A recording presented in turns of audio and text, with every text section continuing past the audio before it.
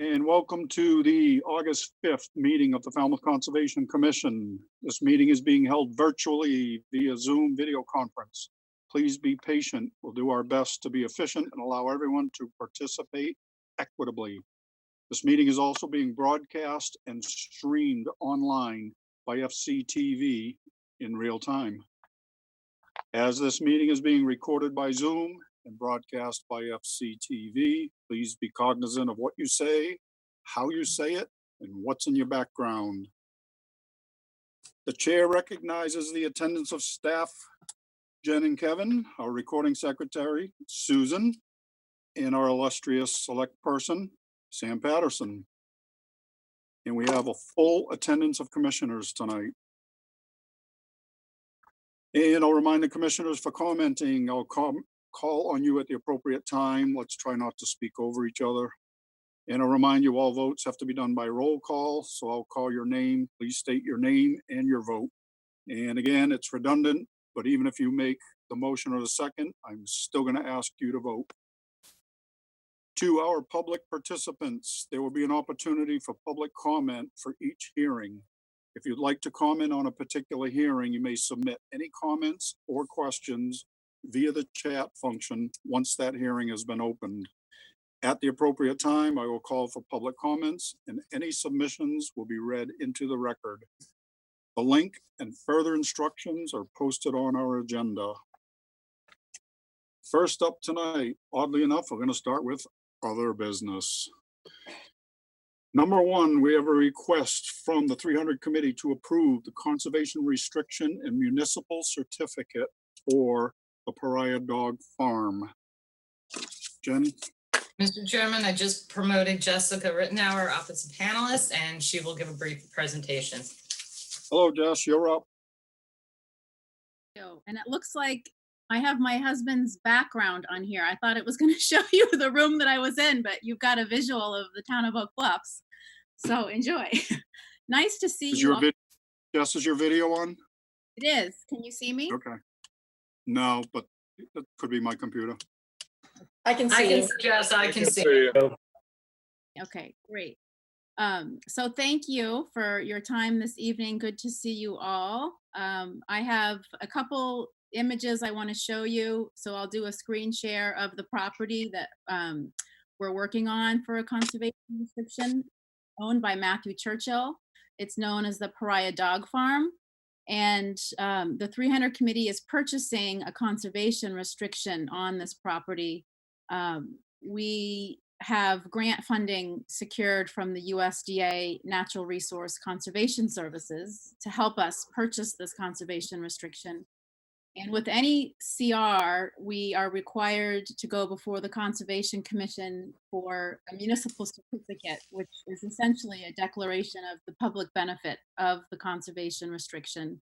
And then that certificate is forwarded to the Board of Selectmen when they review this, and then ultimately to the state, who has final approval over the conservation restriction. So I'll start first by sharing the GIS map of the property.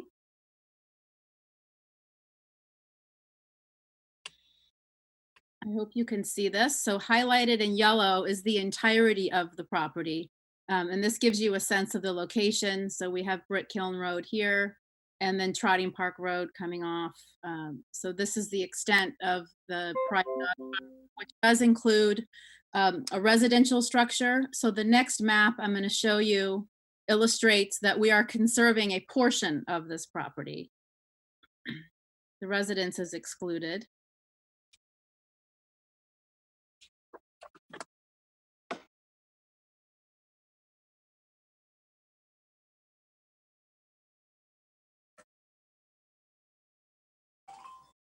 What I'm seeing on my screen is the Bss Design Plan. Is that what you're seeing?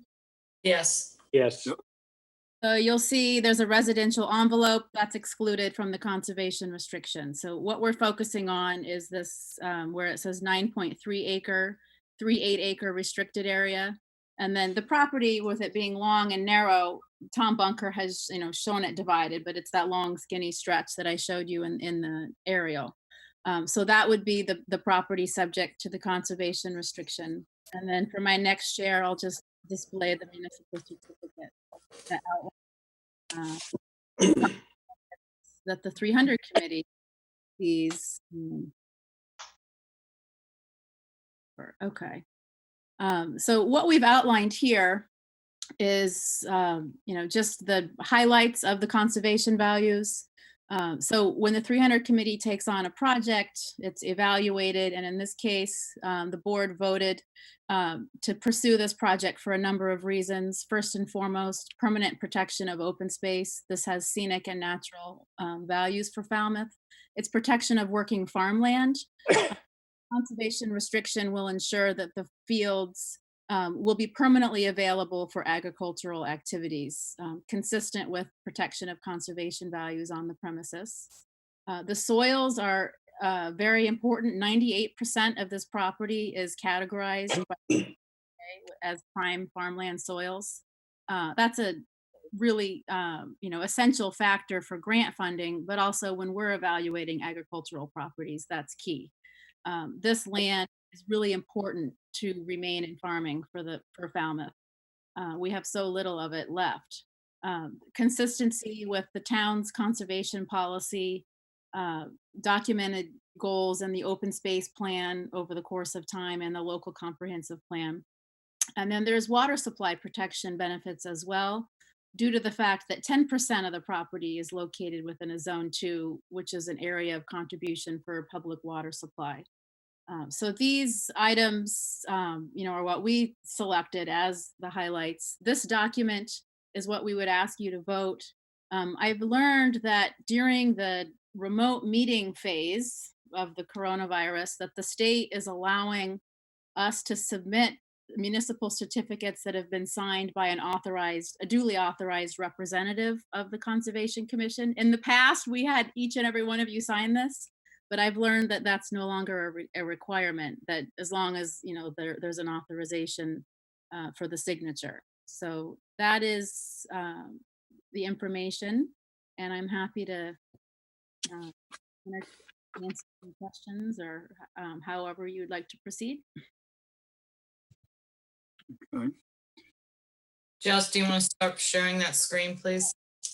Thank you. Thank you. I'll make a motion to approve the conservation restriction. Second. Well, For clarification, Jess, so they're approving the conservation restriction and the municipal cert? We actually, so in this case, it's just the municipal certificate. Okay, I apologize. All right. If you were holding the conservation restriction, that would be a different story. But Okay. Okay, I'll change that to municipal certificate. Was my motion. Perfect. I'll second that. I just had one question, Jessica. When you said this was in the public water supply, is this restricted to organic farming only? No, the conservation restriction itself does not have that restriction. I will say that Matthew Churchill, as a farmer, his practice is organic, but that was not a requirement that we actually write it into the CR from the USDA. Well, I feel that if it's in the public water supply, I know that the present owner is very conscientious, but this will go ongoing with a deed and whoever farms it, because we're basically preserving farmland.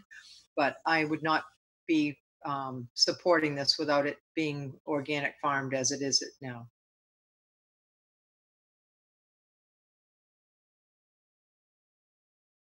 and there's the silence. If I could, Mr. Chairman? Here, is that an Hold on. amendment Oh, to the, Courtney, hold on. Pat, you're up. Hi, Jessica. I noticed on the certificate, it says that the restricted property is 10.45 acres. And I think the plan you showed was 9-something acres of restricted land. Just want to double check Yeah, it should read 10.45. on So- the plan. Yes, because that's the area. Yeah, so that needs to be corrected. It's 10. Okay, thanks. Okay, Courtney? so my question is to Maury, are you offering amendment to the motion? I would be more than happy to do that. I would make an amendment to accept the CR with the organic farming restriction. I'll second that. Make a comment or ask a question? Yep.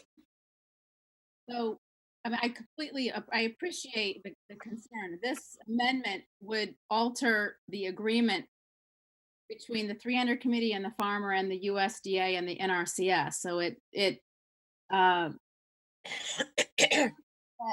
I mean, we would have to talk with the owner about, but as far as making it a requirement under the CR, I have concerns that it would impact the agreements that we have in place already with the federal government and with the property owner at this stage of the project. This is scheduled to close by the end of next month. So it feels like that throws a wrench. I'm not sure if Jonathan is on this call or not. He's the attorney for Matt Churchill. I know he was planning on signing in, but I have no way of seeing. Hang on, Jessica, what is his name? Jonathan Poloni. I would just ask if he would have a comment, but He's not, I don't believe he's here unless he's under a different name. Jess, how long have you guys been working on this? we've been in discussions with Mr. Churchill for a number of years. And then, of course, the grant agreement, the actual commitment from the USDA is a more recent development. And that's what allowed us to actually pursue the project. It was a situation where having funding for the 300 committee to purchase the conservation restriction was very important. Without getting into too many details, there was a Farm Service Agency loan for this property, for the original acquisition. And the way to extinguish that mortgage is for there to be an exchange of money before the conservation restriction is recorded. So it's similar to a land purchase in the sense that all of the appraisal information has to support the purchase price. We're actually purchasing the development rights. So we're permanently extinguishing development rights. But the owner is not in a position to just outright donate the conservation restriction. That's why we have the funding arrangement. So it sort of intricately came together over the past several months with the funding. We would certainly ask Matt to provide a description of his farming practices. But I'm just concerned that if it's written permanently into this conservation restriction, it could alter the trajectory of the project and our ability to successfully close. I can appreciate that, but as Maury said, this follows the deed. The other thing is, if you've been working on this for years, maybe it would have been prudent to come before us prior and kind of see what the thinking is. So Jen, if we have an amendment, if we approve the amendment, we're effectively not approving signing the certificate, correct?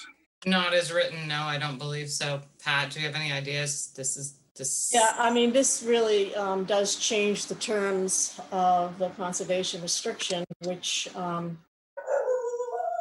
Jessica is saying, the value of the land and the cost of the conservation restriction consideration a lot of things, which is what is the includes how much is being taken away from the fee. And in this instance, if there was additional restriction on the type of farming, one could imagine it would change the relative money values.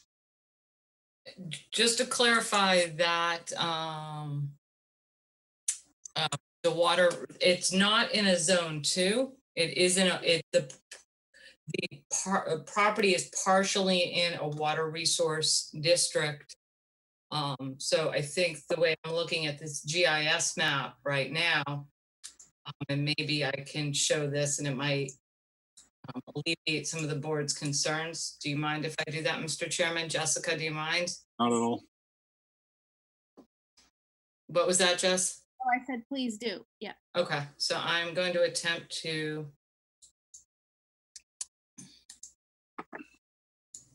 Can everybody see that GIS image? Yep. Okay, so this part right here is the Water Resource Protection District. So there is a large portion of the area of the CR that is not in that. I'm gonna stop sharing now. I just wanted to show you that, just in case that made a difference. Didn't Jessica say it was 10% is within the district? Zone 2 is what was documented by Mark Robinson, who prepared the conservation restriction. He included notes that 10% falls within a Zone 2. So were you looking at the Zone 2, Jen, or was that a different? That's a Water Resource Protection District, and I don't show it being mapped as a Zone 2 in GIS. Okay. It's being labeled as a Water Resource District, not as a Zone 2. That Aren't, is according to GIS. aren't Zone 2 within, So within a, I'd have to see how these are mapped in GIS, so. Let me see what other comments there are. Kevin? You're muted. And you're muted. He's trying. Sorry.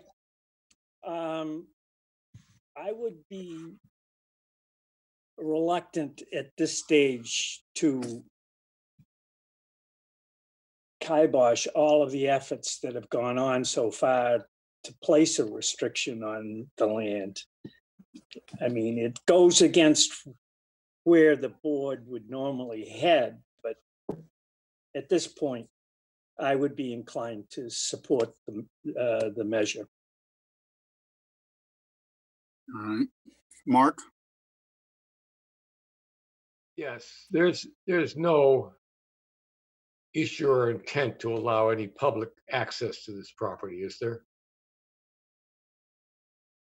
No, it's working farmland. So Matt Church, the owner, has a farm stand. So there's limited areas where the public goes, but there's no trails. It's not a conservation property that we would be promoting public access necessarily for walking.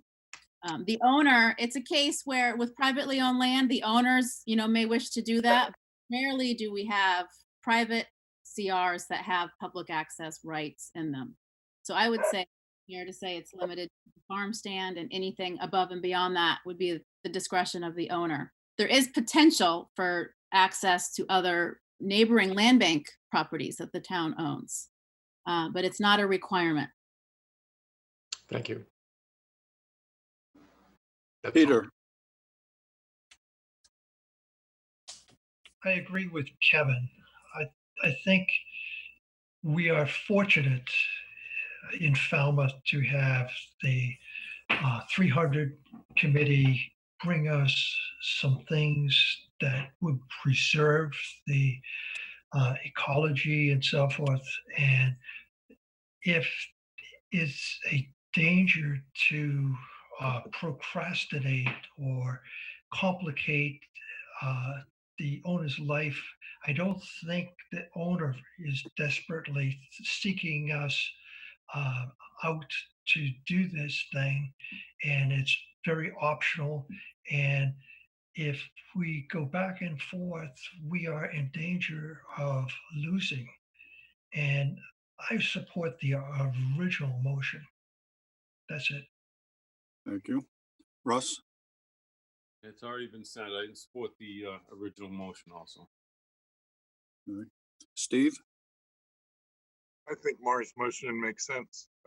We're going to have a conservation restriction. Is there any reason we couldn't delay for a little bit and press it again at our next meeting or sometime very shortly after that?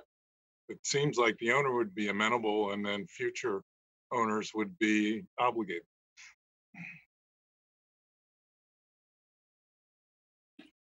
I don't think the issue is us meeting, talking about it again. It's the whole legalese of a new document, basically. So Jen, correct me if I'm wrong. I think what we should do is vote on the amendment. Correct. Jamie, may I make a comment? Please. I can just tell you, I work, in fact, I had a field trip yesterday with NRCS, and they've been very supportive in the town and supportive of our project. But I can tell you, when you work with any federal agencies and you have to have documents accepted, it's very complex. This isn't a matter of people coming back in a week or so. This is, even if they're willing to do it, it would probably be months. And the choice, if this project were not allowed to go forward, then this is land that Matt could sell for housing. And there could be, everybody knows that there's all kinds of stuff put on, regular people's gardens and so forth. So I agree with Kevin and Peter. Very good. All right, so we have a motion and a second on the table for the amendment. So we're gonna have to take a vote on that. So the amendment is to require this to include that it's organic farming only. Did I get the gist of it, Maury? Correct. I would think after the cranberry bog wars, it would be prudent. Okay, And this So- would, Mr. Chairman, this would be a vote of the full, of the full voting members of the commission, the seven full-time members. okay. So the vote that I'm gonna ask for is for the amendment, which would require organic farming. Betsy, Gladfelter, no. Courtney, Heard, yes. Kevin, O'Brien, no. Russ, Robbins, no. Steve, Yes. Matthews, yes. So 1, 2, 3. Who did I skip? I skipped Maury. Sorry. No, you didn't. Arlo Hawks, yes. Okay, so 1, 2, 3, 4. So the ayes have it. The amendment passes. So again, I believe that negates voting on the certificate itself. Is that correct, Jen? Procedurally, I think you voted that amendment, so the municipal certificates, yeah, I guess it does negate that. So, I mean, isn't the motion now to vote the certificate as amended? You can't, it's meaningless, Courtney. The certificate is meaningless without the restriction. So Excuse me? I think at this point, the 300 committee can't agree to something on somebody else's land, first of all. So I think Yeah. there's a discussion with the property owner and his legal counsel, first of all, as to whether or not they're willing to place this restriction or agree to it. And then if they are, then we would be reapproaching USDA. So I'm not sure how best to handle. If you want, I could simply pull the request this evening and then reapproach you. Jess, and if you don't mind my including you, Pat, could this be as simple as an amendment to this agreement regarding FDA or whomever? There's so many parties to the transaction, and one of the things that is being pointed out is this is federal funding for this acquisition, and they've approved the conservation restriction as written. And now we're saying, we don't accept it as written, we want you to amend it. And what will happen from here? Anybody's guess. Okay, thank you. And I have one more comment. Federal funding often is in certain cycles.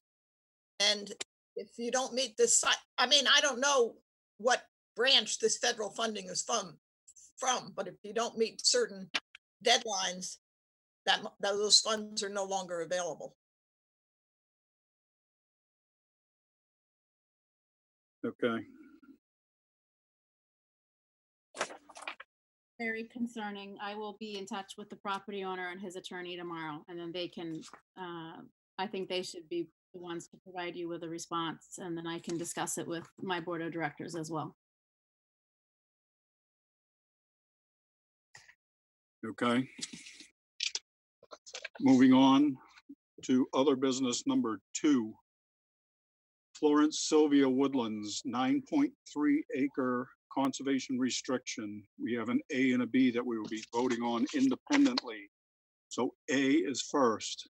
Vote of intent for the Conservation Commission to hold 9.3 acre conservation restriction on land owned by the 300 committee. Jen, do you want to start? We'll just go No, I right think Jessica can give her presentation. Do you want me to pull something up for you, Jess? No, I can do a screen share from here. Okay. The property map.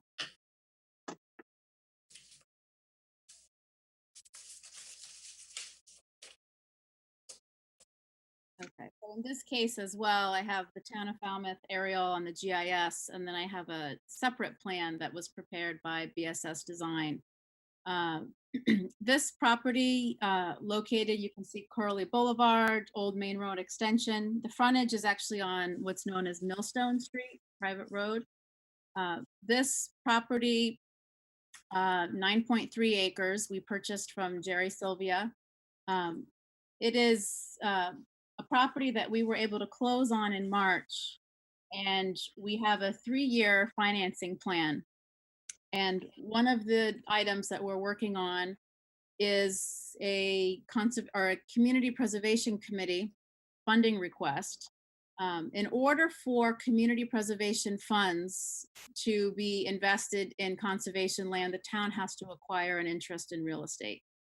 This we learned, when the Community Preservation Act was adopted in Falmouth.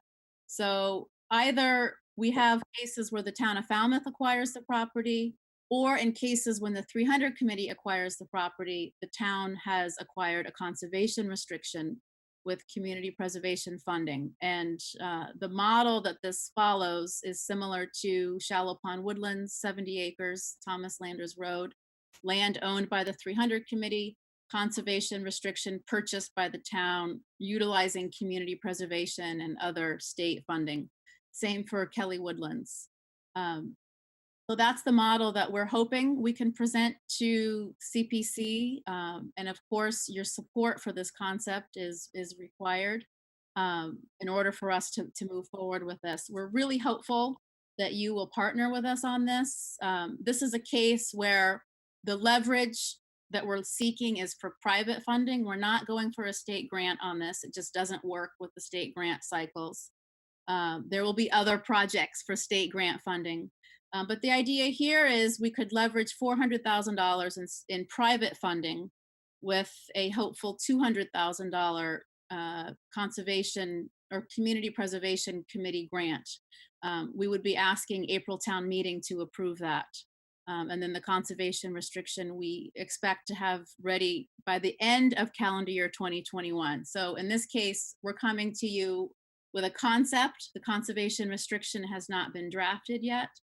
If you were to vote this concept, then you would be the holder of the conservation restriction. So the negotiation here is between landowner, 300 committee, and Conservation Commission CR holder.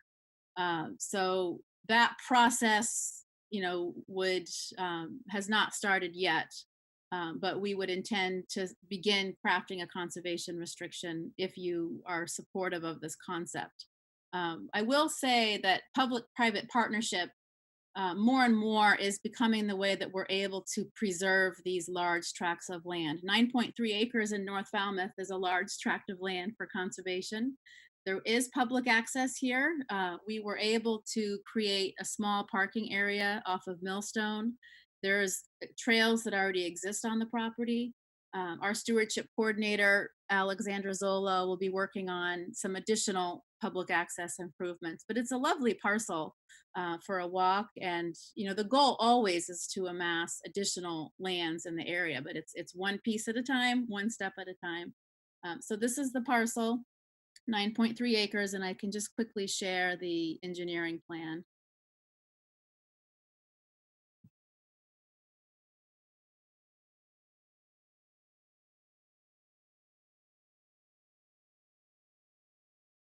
Again, this plan is divided into two separate plans just because of the length of the parcel.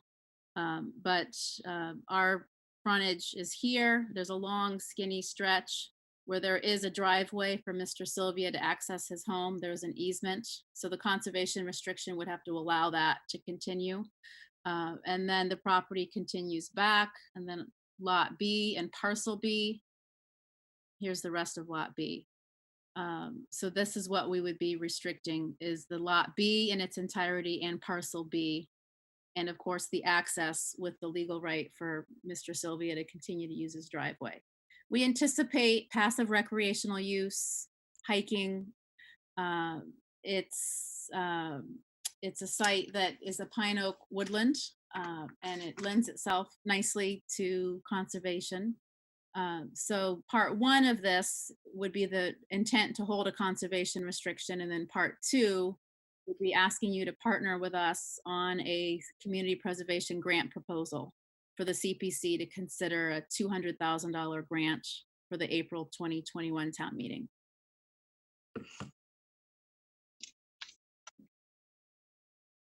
Okay, as a reminder, at the moment, we're only considering Part A, just to be clear. Jen and or Kevin?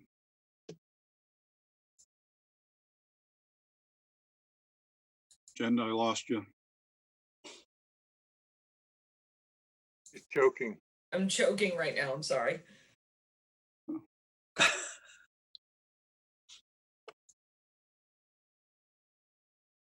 Sorry, I'm gonna, Mr. Chairman. go ahead. I think it's a great project, and I hope the board moves forward. Short and sweet, I like it. All right. Russ, I'm gonna start with you. No question. Okay. Steve, No question.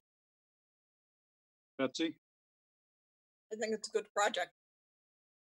Courtney, I think it's a good project. Just a technical question, the easement to for Sylvia's driveway, that's ongoing with the deed. Is that the way it would work? In other words, if Sylvia sells, the easement would remain in effect for that property. Yeah, so the 300 committee owns the land, and we've granted an easement to Mr. Sylvia. So if he were to sell his residential property, the new owner would have the same rights to utilize that driveway. Okay. Thank you. No other question. Kevin O'Brien, No questions. okay, Maury, No questions. Good project. all right. Sorry, alternate, you got kicked to the curb. All right, so again, we're voting on only A at the moment. So I'm gonna poll everyone for the vote. Betsy, Am I voting or am I making you're voting for A. who made the motion? We need a Good motion. question. And we need a motion. I'll Let's make see, a motion to accept Part A. Second. All right, thank you for that. Gladfelter, aye. Courtney, Bird, aye. Matthews, aye. Kevin, O'Brien, aye. Maury, Carlo Hawks, aye. Russ, Robbins, aye. Steve. And All right, A passes unanimous. Okay, now we're gonna go to Part B. Same property, everyone.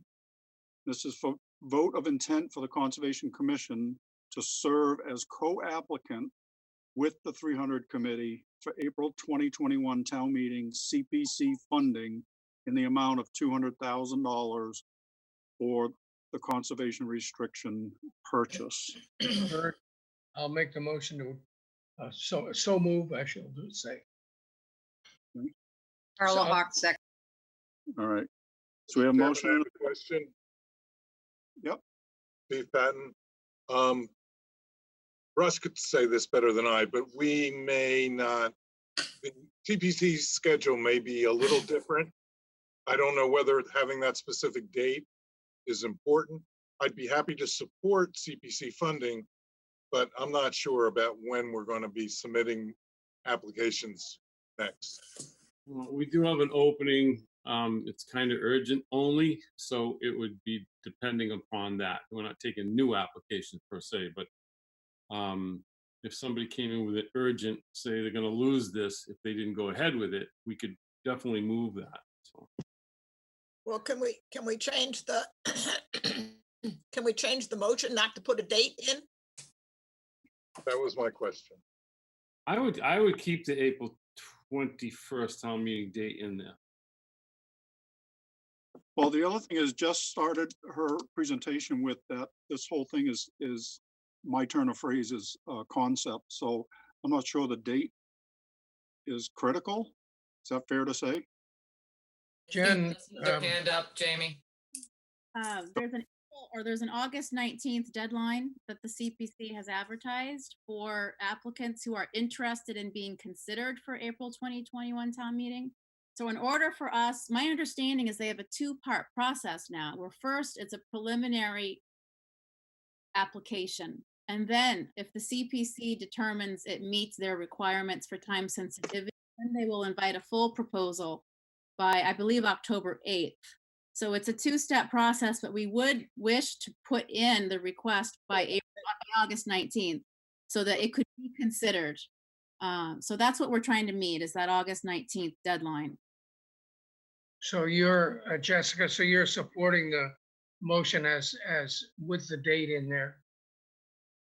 At this point, yes, because they have advertised around that we could submit for, and then it's up to the CPC as to whether or not they want to advance us to the next stage. But we have to meet that first deadline in order to even try to be considered for April 2021. Well said, Jessica. Well, Okay, so we're gonna leave the date alone. Any other comments? All right, I'm gonna take the vote.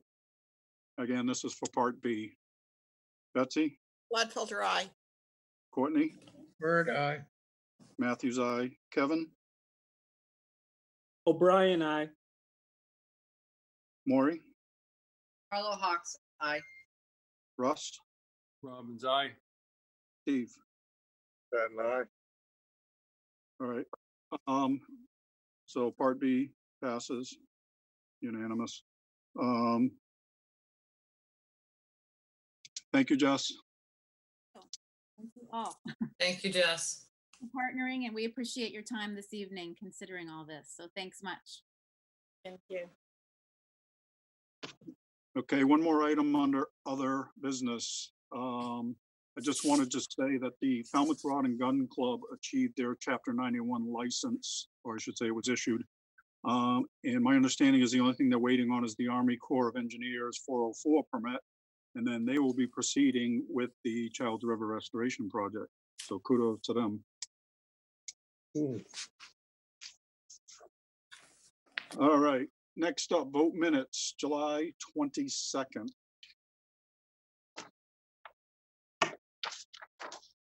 Anybody look? I'll make a motion to approve the minutes, but I have a couple of corrections. On page 4, we have a new member of the Conservation Commission. Halfway down, Betsy Glodfelter, misspelled. So we need to Come. correct that. That's, spelled Gload. So I think we need to fix that. Then on page 5, when it gets down to Frank and Donna Skelly about toward the end of the second paragraph, Orfelli's making a presentation, and he says, in a hurricane, this property is at very high risk of damages. And I would suggest that it should mean high risk of damage. Other than that, they look good, and move to approve them. All right. Carlo Hawks, second. Okay, we have a motion and a second to accept as corrected. Betsy, Gladfelter, aye. Courtney, Bird, aye. Matthews, aye. Kevin, O'Brien, aye. Mark, Ernie, aye. Maury, Carlo Hawks, aye. Pat, Harris, aye. Peter, Walsh, aye. Russ, Robbins, aye. Steve, Pat and I. accepted as corrected. It is unanimous. Next up are requests for continuance under a notice of intent. First one is Brian P. Halligan, 110 Oyster Pond Road, Falmouth, Mass, for permission to conduct invasive plant species management and native plant restoration. Again, this is for a continuance. Jen, what do we have for a date? That is going to be, sorry.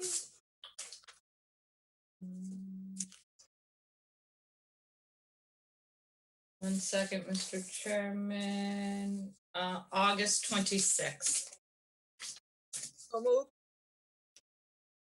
Carlo Hawk, Second. second. Okay, we have a motion and a second to continue until 8:26. Betsy, Gladfelter, aye. Courtney, Bird, aye. Matthews, aye. Kevin, O'Brien, aye. Mark, Gurney, aye. Maury, Carlo Hawks, aye. Pat, Harris, aye. Peter, Walsh, aye. Russ, Robbins, aye. Steve.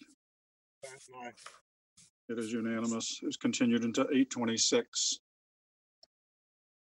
Next request for continuance is Cameron Kodaka, 13 Fells Road, Falmouth, Mass, for permission to reconstruct an existing patio, construct elevated access stairs with a platform over the coastal bank, abandon an existing path and reestablish native vegetation within the path, manage invasive plants, and install mitigation plantings. Jen? Yes, Mr. Chairman, they are requesting a continuance until September 16th. This, if the board remembers, was continued because Natural Heritage had placed a requirement for a rare plant survey during the months of July and August. That plant survey has been completed. It has been submitted to MISA, and they're waiting for MISA's review and comment. So they have chosen the September 16th continuance date. So move. Carlo Hawk, second. Okay, we have a motion and a second to continue until September 16. Betsy, Gladfelter, aye. Courtney, Bird, aye. Matthews, aye. Kevin, O'Brien, aye. Mark, Gurney, aye. Maury, Carlo Hawks, aye. Pat, Harris, aye. Peter, Walsh, aye. Russ, Robbins, aye. Steve. Pat and I. Is unanimous. That hearing will be continued until September 16th. Next continuance request, Wendy Hill and Susan Condon, 268 Surf Drive, Falmouth, Mass, for permission to install a tight tank wastewater holding tank and to abandon the existing cesspool. Yes, Mr. Chairman, they are requesting a continuance until next week, August 12th. And what's the date? August 12th, Okay. next week. So move. Second. Carlo Hawk, second. Okay, we have a motion and a second to continue until 8:12. Betsy, Gladfelter, aye. Courtney, Bird, aye. Matthews, aye. Kevin, O'Brien, aye. Mark, Gurney, aye. Maury, Carlo Hawks, aye. Pat, Harris, aye. Peter, Walsh, aye. Russ, Robbins, aye. Steve. Pat and I. Is unanimous. That hearing is continued until 8:12. Next continuance request, Scott Tynell, 163 Bay Road, North Falmouth, Mass, for permission to conduct shellfish aquaculture within Rand's Canal and the Gansett Harbor. Jen, Yes, Mr. Chairman, they are requesting a continuance until September 2nd. They are waiting for a determination from the building commissioner on whether or not they need to go to zoning. So they have requested continuance till September 2nd. all So right. moved, Carlo Hawks. Second. Bird, second. A question for Jen. Sorry? Question for Jen.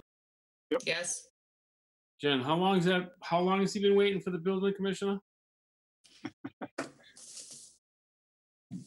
I don't have the exact date on the first letter. Hang on one second, I might be able to find it, Russell. There were 2 letters from 2 attorneys that went to him. I know he received the response to the original one like last week, maybe. Hang on, let me try. Hang on. I mean, because this application, we've had this for a while. Yeah. Yes.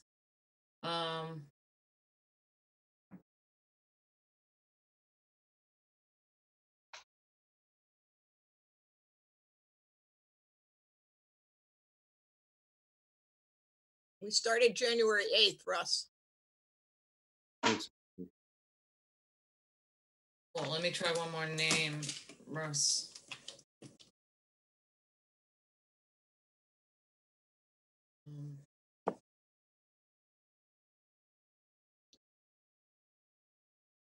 It's not a big deal, Jen. It's just. I know that I know that the applicant had submitted a letter from Attorney Brodsky.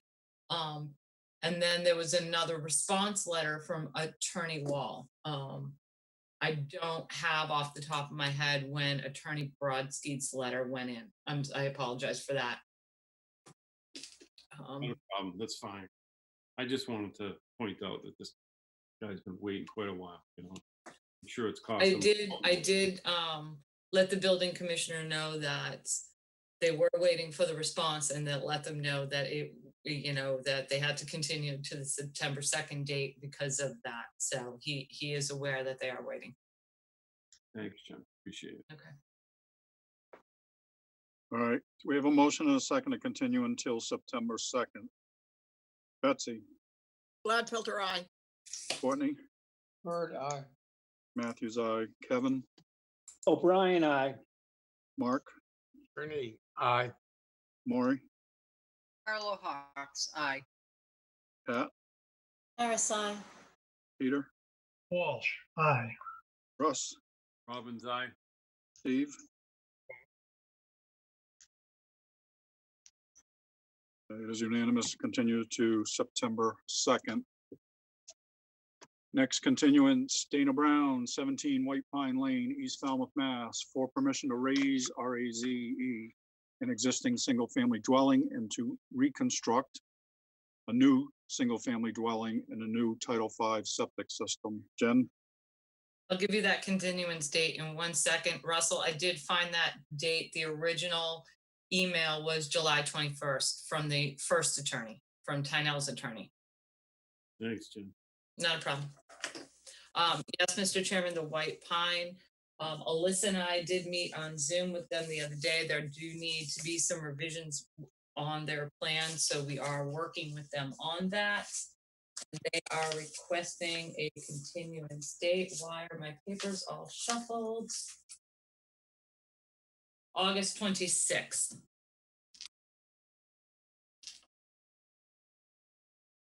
All right. Bird, so move.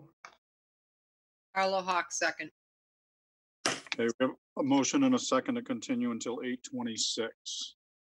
Betsy, Gladfelter, aye. Courtney, Bird, aye.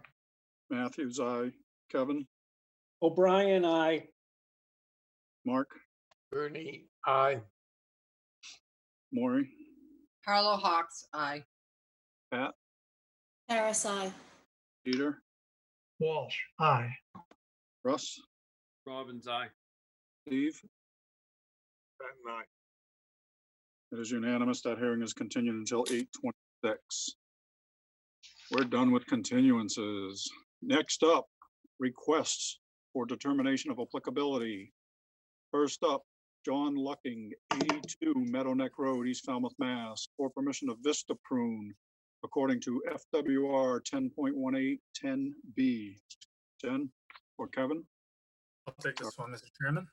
Staff recommends a -2 under the state, excuse me, Yes, correct. -2 under the state and a -3 under the bylaw. Resource area boundaries are not confirmed. Bird, so moved. Patton second. Thank you. We have a motion and a second to accept staff's recommendation. Any comments?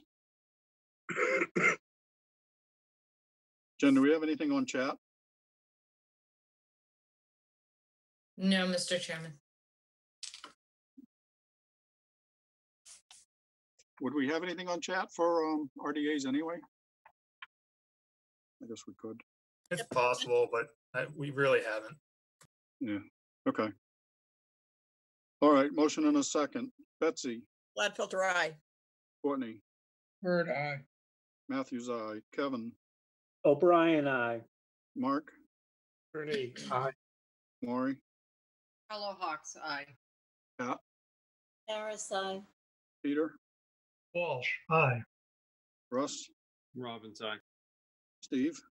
Patton, aye. It is unanimous, accepted as recommended. Next up, Susan C. Bonney, 50 Loop Road, Falmouth, Mass, for permission to remove a fallen tree, to remove invasive plant species, and to prune native plant species. Kevin?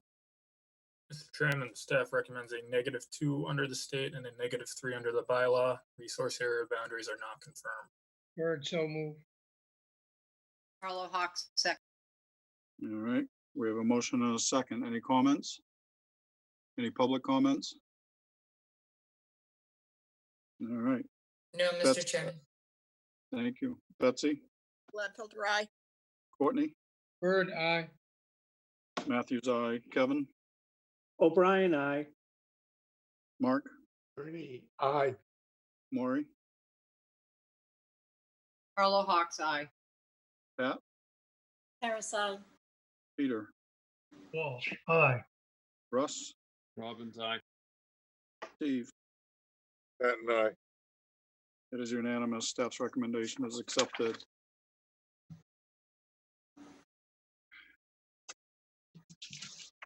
Next up, Julie Yumnitsky, 123 Oyster Pond Road, Falmouth, Mass, for permission to vista prune according to FWR 10.18 10B. Kevin, Yes, Mr. Chairman, staff recommends a -2 under the state and a -3 bylaw. Resource area boundaries are not confirmed. Bird, so moved. Carlo Hawks, second. okay, we have a motion and a second. Any comments? Any public comment? No, Mr. Chairman. Thank you. All right, Betsy, Gladfelter, aye. Courtney, Bird, aye. Matthews, aye. Kevin, O'Brien, aye. Mark, Ernie, aye. Maury, Carlo Hawks, aye. Pat, Harris, aye. Peter, Walsh, aye. Russ, Robbins, aye. Steve. Aye. It is unanimous. Next up, Nancy Andrade, 26 Clarabelle Road, East Falmouth, Mass, for permission to upgrade to a new Title V sewage disposal system with no increase in design flow. Kevin, Mr. Chairman, staff recommends a -2 under the state and a -3 under the bylaw. Resource area boundaries are not confirmed. Bird, so moved. Carlo Hawks, second. okay, we have a motion and a second. Any comments? Any public comments? No, Mr. Chairman. Thank you. Betsy, Gladfelter, aye. Courtney, Bird, aye. Matthews, aye. Kevin, O'Brien, aye. Mark, Ernie, aye. Maury, Carlo Hawks, aye. Pat, Harris, aye. Peter, Walsh, aye. Russ, Robbins, aye. Steve. Aye. It is unanimous. Next up, Doriana Ramos, 83 Pinecrest Beach Drive, Falmouth, Mass, for permission to vista prune according to FWR 10.18 10B. Kevin, Mr. Chairman, staff recommends a -2 under the state and a -3 under the bylaw. Resource area boundaries are not confirmed. Bird, so moved. Hawk, second. Okay, we have a motion and a second. Are there any comments? Any public comments? No, Mr. Chairman. Thank you. Betsy, Gladfelter, aye. Courtney, Bird, aye. Matthews, aye. Kevin, O'Brien, aye. Mark, Ernie, aye. Maury, Harlow Hawks, aye. Pat, Harris, aye. Peter, Walsh, aye. Russ, Robbins, aye. Steve. Patton, aye. It is unanimous. Thank you. Next up, Paul J. McGuire, 101 Falmouth Heights Road, Falmouth, Mass, for permission to convert the existing roof of a gazebo to a flat deck with no increase in structure and to construct a staircase. Kevin, Mr. Chairman, staff recommends a -2 under the state and a -3 under the bylaw. Resource area boundaries are not confirmed. Bird, so move. Patton, Harlow second. Hawk, second. sorry, Steve beat you. We have a motion and a second. Any comments? Any public comments? Sorry about that, Mr. Chairman. No. Thank you. Betsy, Gladfelter, aye. Courtney, Bird, aye. Matthews, aye. Kevin, O'Brien, aye. Mark, Ernie, aye. Maury, Harlow Hawks, aye. Pat, Harris, aye. Peter, Walsh, aye. Russ, Robbins, aye. Steve. Patton, aye. It is unanimous. Thank you. Next up, Thomas W. and Diane M. Lewis, 41 Madeline Road, East Falmouth, Mass, for permission to upgrade to a new Title V sewage disposal system with no increase in design flow. Kevin, Yes, Mr. Chairman, staff is recommending a -2 under the state and a -3 under the bylaw. Resource area boundaries are not confirmed. Bird, so move. Harlow Hawk, second. we have a motion and a second. Any comments? Any public comments? No, Mr. Chairman. Thank you. Betsy, Gladfelter, aye. Courtney, Bird, aye. Matthews, aye. Kevin, O'Brien, aye. Mark, Ernie, aye. Maury, Harlow Hawks, aye. Pat, Harris, aye. Peter, Walsh, aye. Russ, Robbins, aye. Steve. Patton, aye. It is unanimous. Thank you. Next up, I have this right. Colonial Gas Company, DBA National Grid, 54 Chappaquay Road, Falmouth, Mass, for permission to install a 208-foot gas main extension in order to provide a service connection to the barn at 54 Chappaquay Road. Kevin, Mr. Chairman, staff is recommending a -2 under the state and a -3 under the bylaw. Resource area boundaries are not confirmed. Bird, so move. Harlow Hawks, second, but I do have a, okay, we have a motion and a second. Any comments? Just a question, is this gonna go through any really sensitive areas where they gotta have some rolling hay bale line?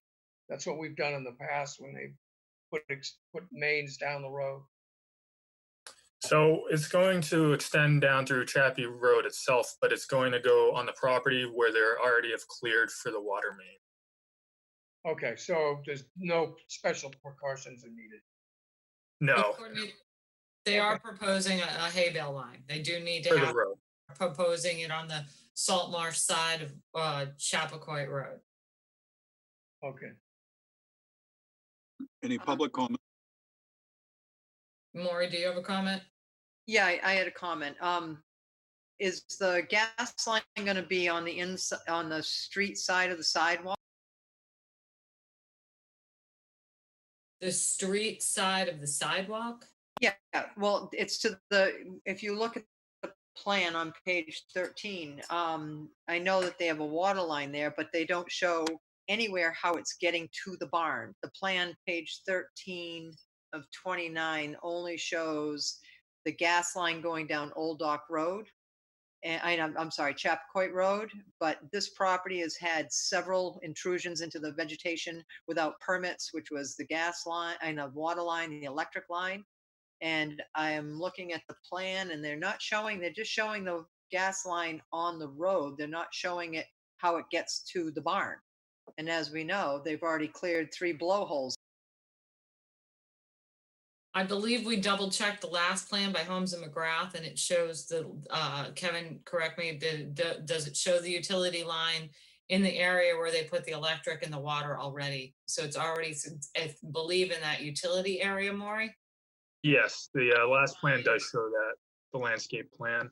And I also double checked with the representative for tie and bond, and I had asked them about that. And it is proposed to go through the area with the water main. And they should have put it on the plan.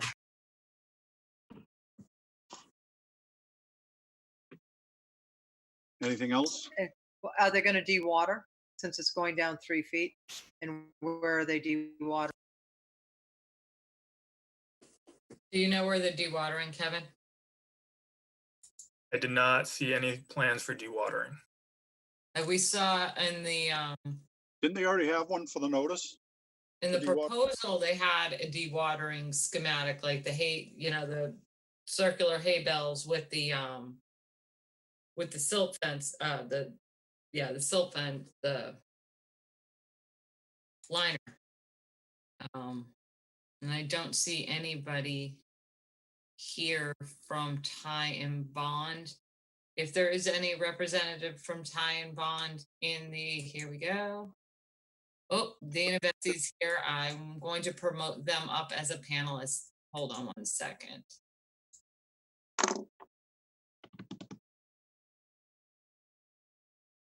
And they should be coming on momentarily. Yep, here they are.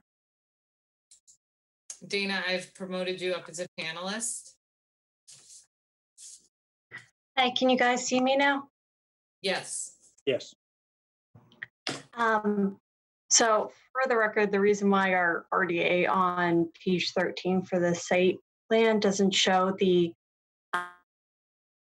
needs to the property is because this RDA is for the gas service line extension and the main extension, and the service line itself is covered under the notice of intent and the order of conditions that was already filed previously. So I can talk about the gas main extension. So the 208 feet within the roadway.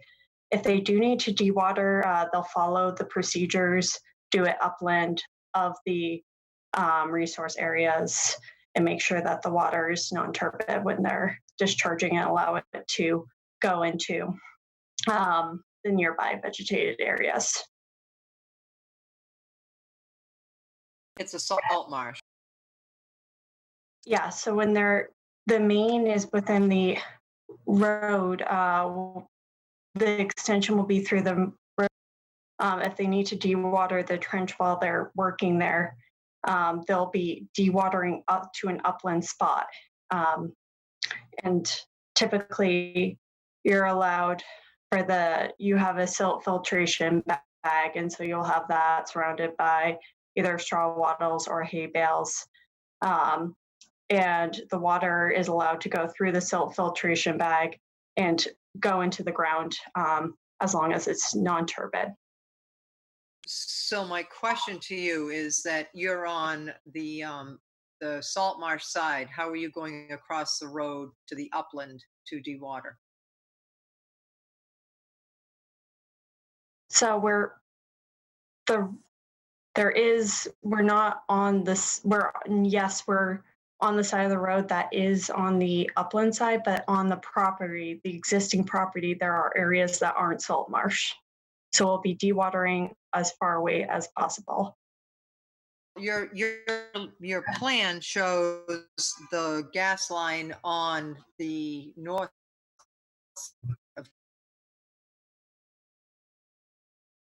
Maura, you froze.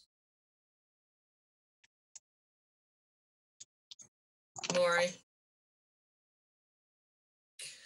I'm gonna jump in Yes. here. Oh, wait, Maury's back. Maury, you froze, so we got you, we lost you at the north side. All right, so they're going down according to the plan. They're going down along the north side of, from east to west of Chappaquoit Road. So the upland is to the south side, which is the College Light Opera side. How are you going to get the water across the road to dewater in these trenches if necessary?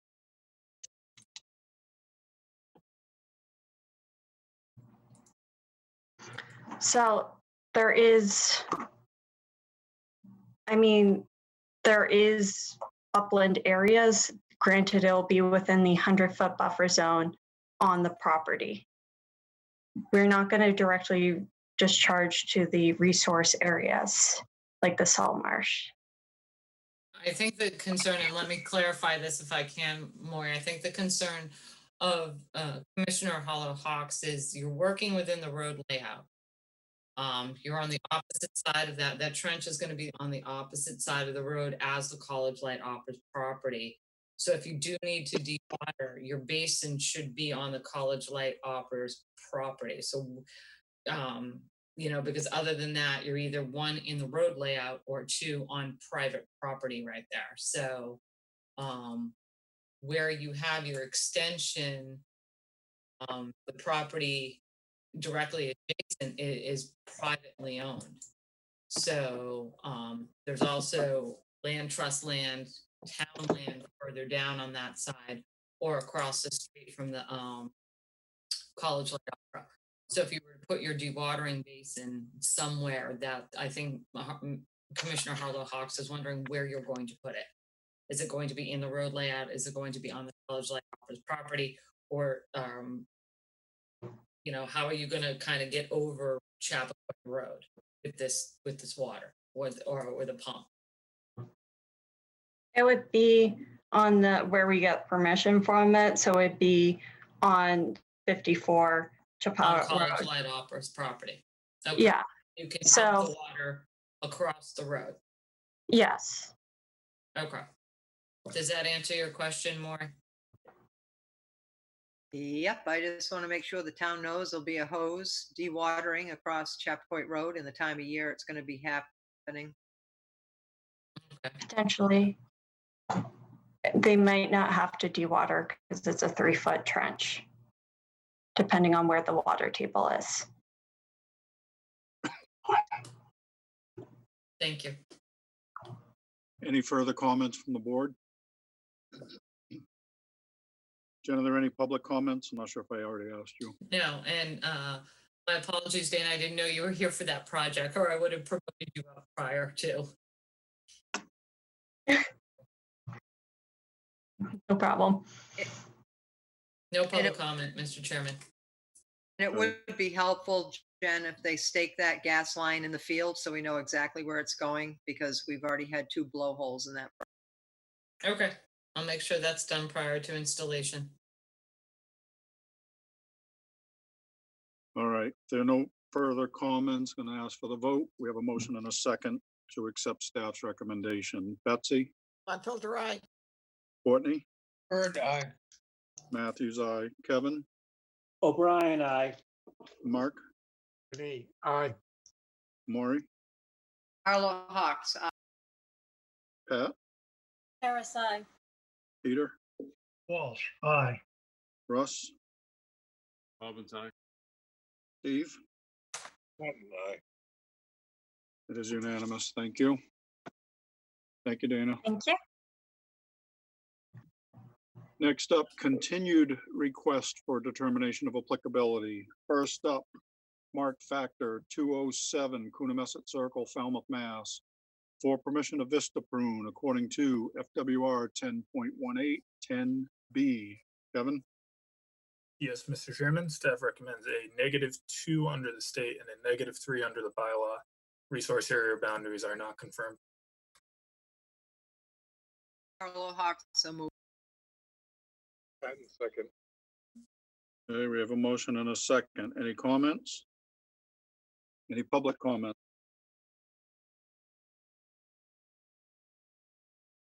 No, Mr. Chairman. Thank you. Betsy, Gladfelter, aye. Courtney, Bird, aye. Matthews, aye. Kevin, O'Brien, I. Mark, Ernie, aye. Maury, All Hawks, aye. Pat, Harris, aye. Peter, Walsh, aye. Russ, Robbins, aye. Steve. That and I. It is unanimous. Thank you. All right, next up are requests for hearing under notice of intent. All hearings of the Falmouth Conservation Commission are held simultaneously under the authorities of the Massachusetts Wetlands Protection Act and the Falmouth Wetlands Bylaw. Although a single decision of the commission is issued, it represents a separate decision under each authority. First up, Terrence and Megan Rogers, 35 Rose Meadow Lane, Falmouth, Mass, for permission to construct a swimming pool and a pertinent concrete apron. Yes, Ben? Mr. Chairman, I have promoted Terry Rogers up. He is the homeowner and will be giving his presentation tonight. I will be sharing the plan for the board. The plan was done by John Doyle. So, Mr. Rogers, are you with us? There you are. Hello. Hello, everyone. So I'm going to share the plan and then you can give your presentation to the board, okay?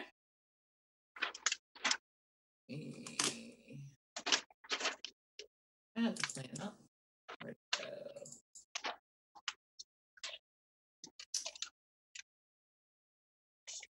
Okay, I'm sharing my screen now, Mr. Chairman. Thank you. See that? Yep. Okay, great. Mr. Rogers, you can start your presentation. Okay, we have, we're requesting to go ahead and install an in-ground fiberglass pool right off the side of the house.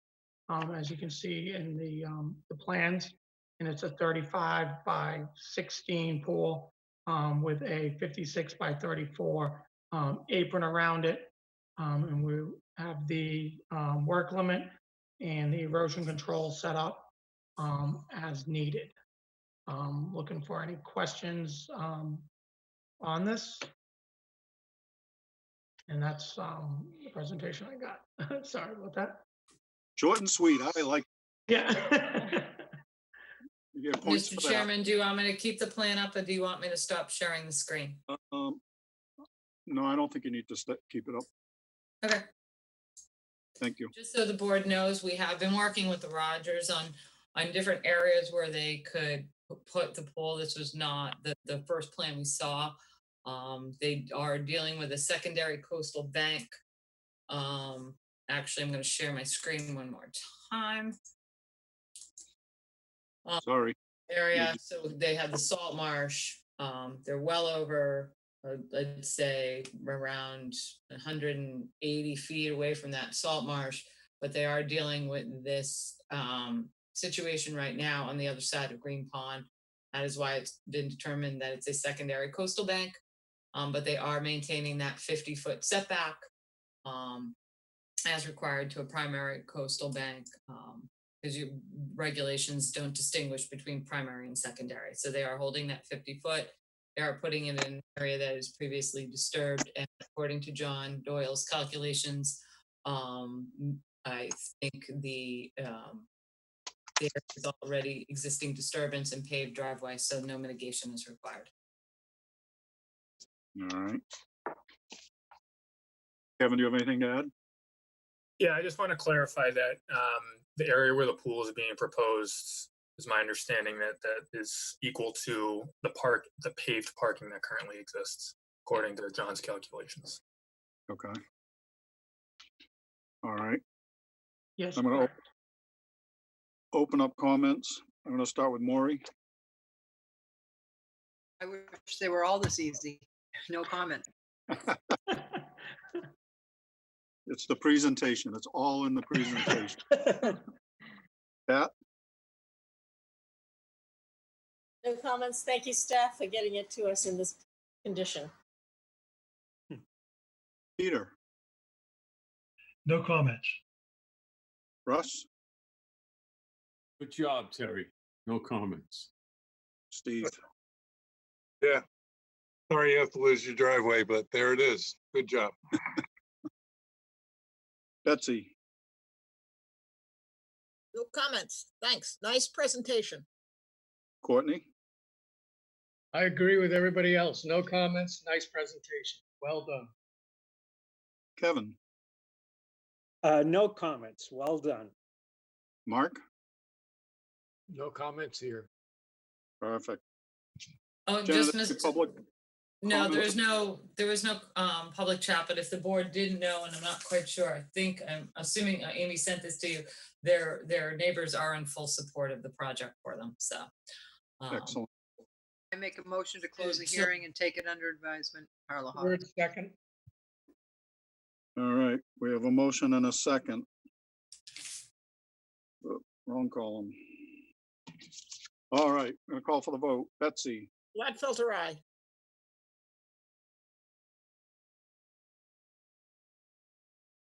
Courtney, sorry, Word aye. Matthews, aye. Kevin, O'Brien, aye. Mark, Gurney, aye. Maury, Carlo Hawks, aye. Pat, Harris, aye. Peter, Walsh, aye. Russ, Robbins, aye. Steve. And I, It is unanimous. Thank you, Jennifer, Thank you. Kevin. Thank you very much to the committee. great Not a job. problem. Okay, I'm going to remove the Rogers now. Here we go. Nope. No, they're removed. Okay. You good? Yep. Okay. Next up is 110 Oyster Pond Road, and that has been continued. Therefore, next up, Sandra Klein, 53 Bryant Point Road, North Falmouth, Mass, for permission to install and restore mitigation plantings in order to close an expired order of conditions, SC number 25-3256. Mr. Chairman, I've promoted Matt Costa up as a panelist to give his presentation. Thank you. Thank you. For the record, Matt Costa, Cape and Islands Engineering, representing the applicant. If it's all right, I'll go ahead and share my screen. Please.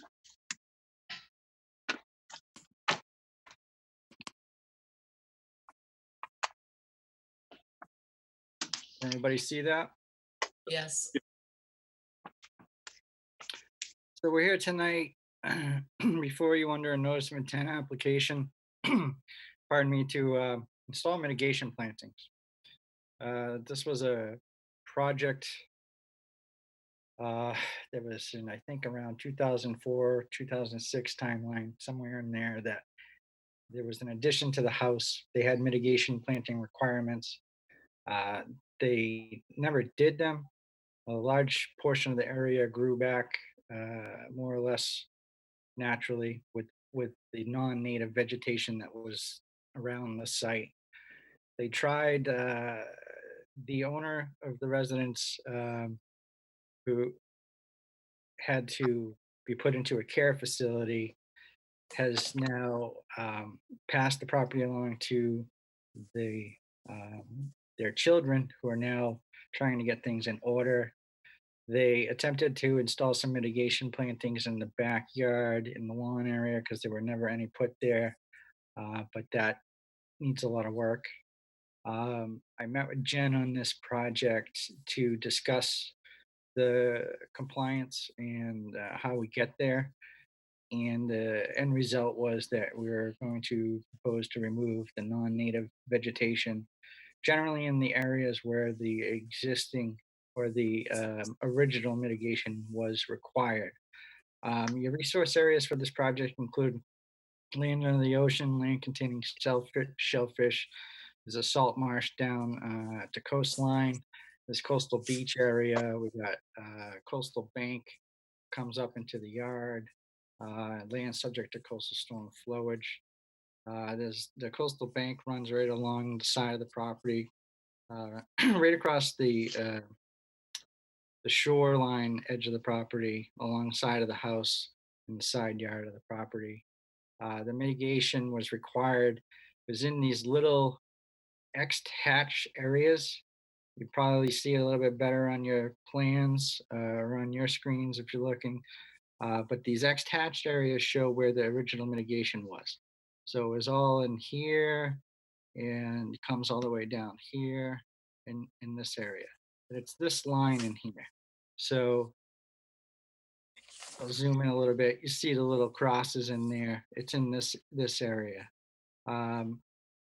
Because we're working around the existing vegetation that grows in, that has grown in, we're proposing to install the original required amount of mitigation, but in just slightly different areas. This area over here that did require it has grown back.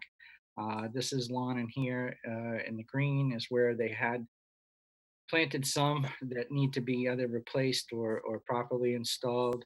And then this green line hatching here that you see over top of the crosses. And sometimes it extends outside that old crossed area. That green lined hatched area is where the new mitigation will go.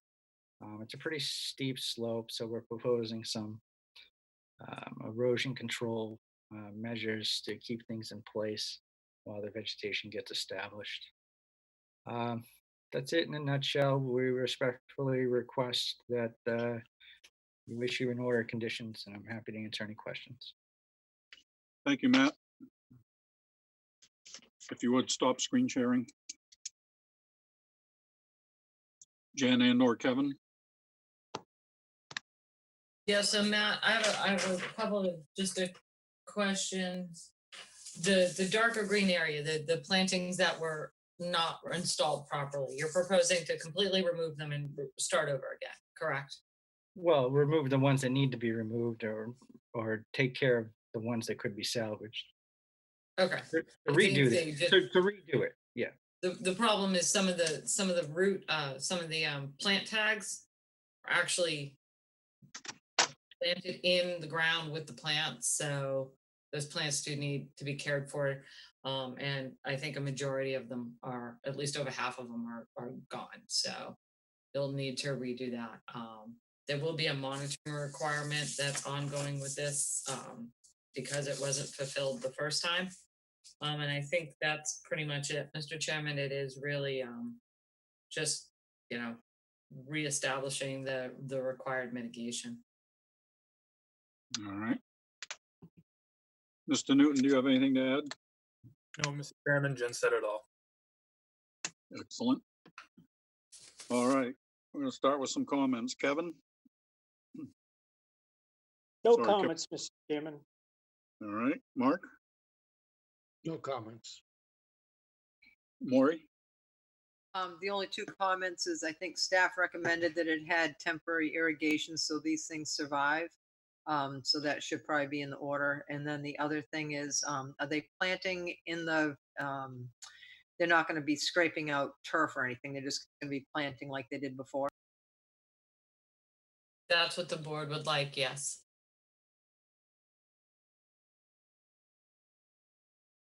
Anything else, Maury? Set, thanks. Pat? No comments. Peter? No comments. Russ? I'm all set, Mr. Chairman. Steve? No comments, Mr. Chairman. Betsy? I have a question for Matt. How did that very steep slope come into existence? Is that house built on fill? I can't answer that question. I don't know. Let me ask you this. When you're out there, doesn't it look like a strange landform? Well, as you drive in there, you're driving, the road itself has a pretty considerable slope to it that slopes up to the property. So right. my guess is that that's generally the shape of the landform. there's probably, if I had to guess, I would say there's probably been some regrading around that left side of the house that created a more steep coastal bank than what would otherwise exist. Yeah, I mean, when you stand there, you can almost drop off to the other side. I mean, it just plummets down. Yeah, I wouldn't, if I had to guess, I would not say that would be the natural slope of that area, but irregardless, it's something we have Well, to. Right, plan. it is what it is now. But I just, when you go out to an area, you wonder what's been done in the past to create what you have now. It was that same slope. That topography has not changed since the original notice of intent. Right. No, I'm sure it hasn't. But whenever that area was first developed, which was when, in the 60s, 70s? Sounds about right. I would have to dig into the file to get a correct answer for you. If you look in the history of our notice, in our narrative, the history section will lay out the history on the property. Okay. Thanks, Matt. Sorry, I wasn't more helpful.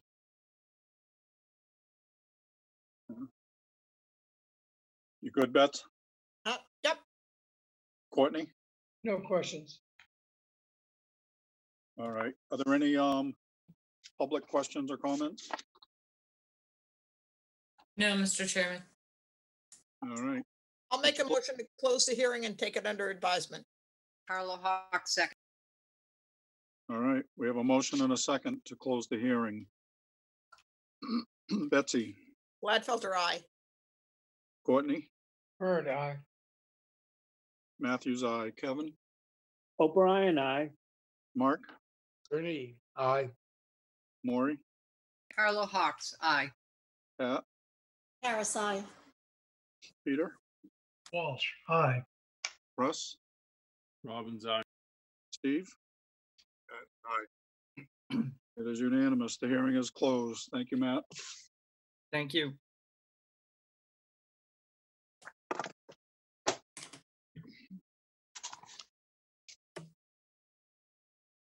All right.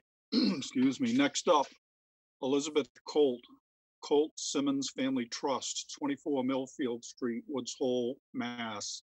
For permission to construct 2 8x8 additions to the existing porch, to reconstruct the existing porch and steps, to install mitigation plantings, to install 2 dry wells, to remove and replace existing walkways, and to undertake minor landscaping activities, including invasive plant management.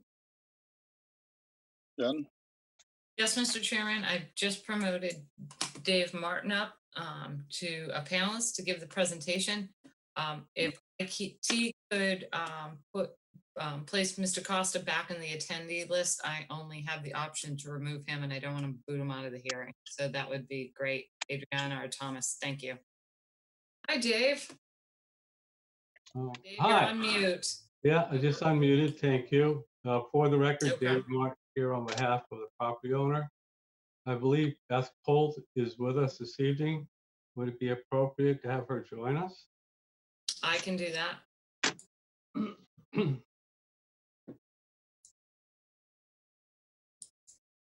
I am promoting Beth Colt as a panelist as well.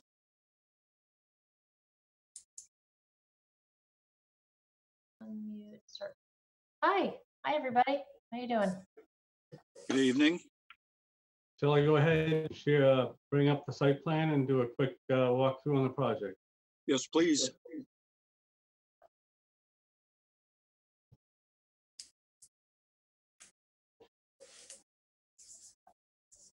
Can everybody see that all right?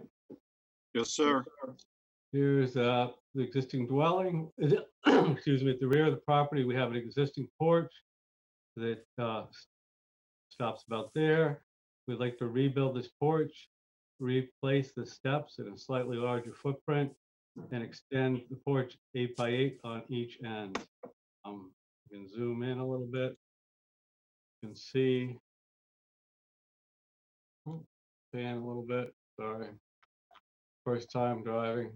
We have an existing bulkhead, existing concrete walk, existing concrete walk and garden. So I've calculated the area by deducting concrete walk and the bulkhead. We'd like to remove this concrete walk and actually remove the walk all the way out to Millfield Street. There's an existing concrete walk here to the front of the garage. Replace this walk with bluestone pavers. Replace this walkway with bluestone. Install 2 dry wells. Do a minor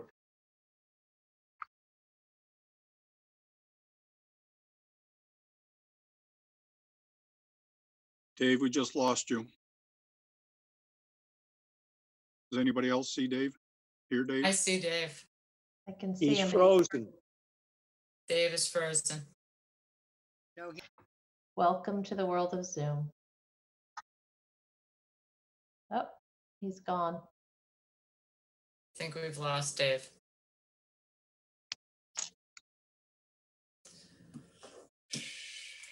Let's see if he's back in.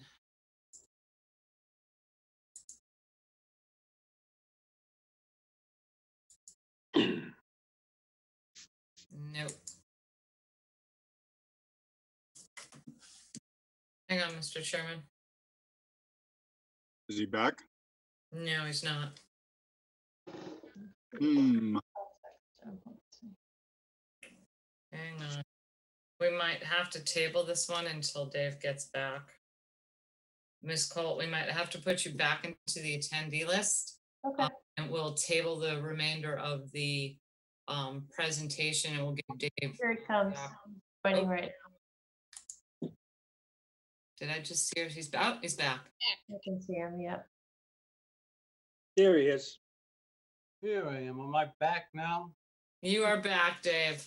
Oh, we try that again, or want to see the site plan? Maybe you put this. I'll put the site plan up once more. See what happens. Oh, now it's gone. We're having fun now. See where it went.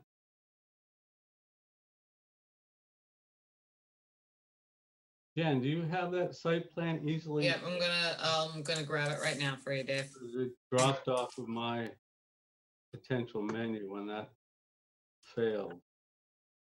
I don't know, Dave. We were running so smooth. I know, I was humming there for a minute. First time out of the gate, I was looking pretty good till my connection. I even have a new connection. I bought all new gear for this big moment. It's failing me left, right, and center. That's all right. You'll get plenty of use out of it probably. I think so. Hang on, Dave. Let me get your plan for you. Right. I could go off rummaging around, but it might not be pretty. It's okay. I got it for you, Dave.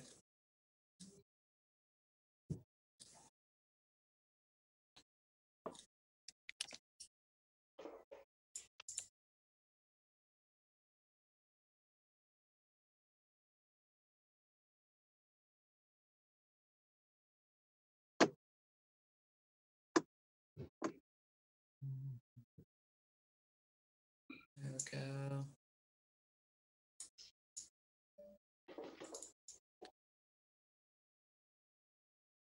Okay, Mr. Chairman, I'm about to share my screen now. Good luck. Yeah, let me get this over here for a minute. Okay.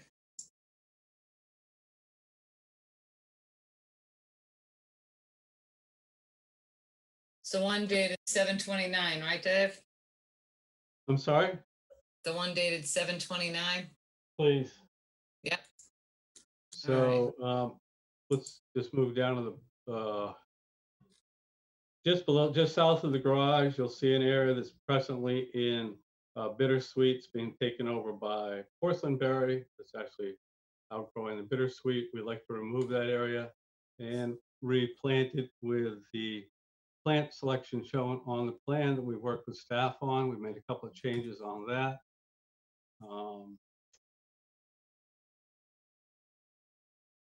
That's it.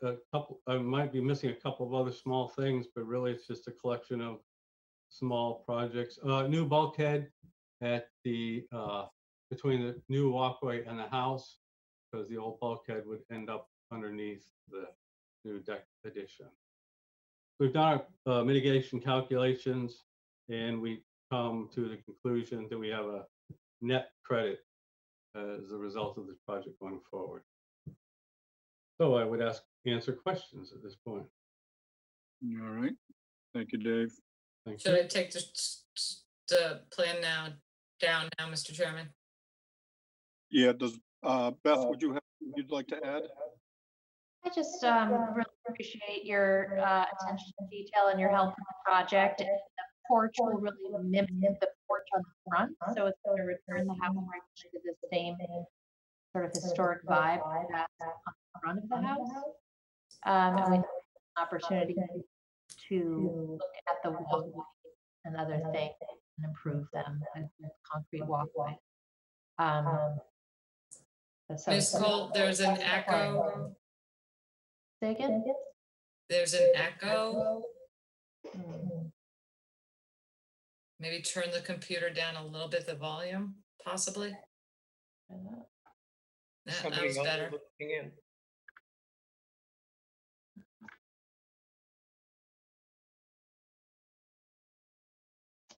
Sorry. I'll just stop talking. I don't know how to make that echo go away. It seems to have gone away. I don't know about you guys. Yes. That did seem. Way better. You can continue, Ms. Cole. I think the echo went away. Okay, is that better? Okay, I don't really have anything more of substance to say. Just happy to be here and happy to answer whatever questions you have. All right. Thank you. Jen, you and or Kevin want to start? And if you would stop sharing your screen. I am going to stop sharing, but I do need to show Dave something on the plan. One of the things that the staff picked up, Dave, is this one little step is moving closer. Any way to pull that back? Dave? Yes, the step is moving closer. Can you hear me all right? Yep. Step is moving closer, and that's so that we can comply with current building code standards for rise and run. And I'll note that we are not moving closer than the existing concrete walkway that we are actually removing. So we are moving away from the resource area with our impervious or structured area. Okay, Dave, unfortunately, the board's really strict about that moving closer a bit. So if there's any way you can kind of incorporate that other stair into the deck area and kind of move them back a bit, that would be great. Okay, the patio, the concrete area doesn't count. It's present primary structure, not patio. Okay, I must have misunderstood. When you and I met a few months ago, you directed me to use the edge of the concrete walkway as a limit of development and not move closer than that. But I don't know, Dave. I know you can incorporate that other step, like kind of move it back. So that's what I need you to do. Okay. And if there was a misunderstanding, apologies, but. I'm sorry, but I don't think just cutting into the porch and having a step is going to be satisfactory to code, because you'll have a hole that you'll step into. I really don't think it's safe. I would I'm like just putting out the regulations, Dave. Yeah, I feel that we're caught between two sets of regulations.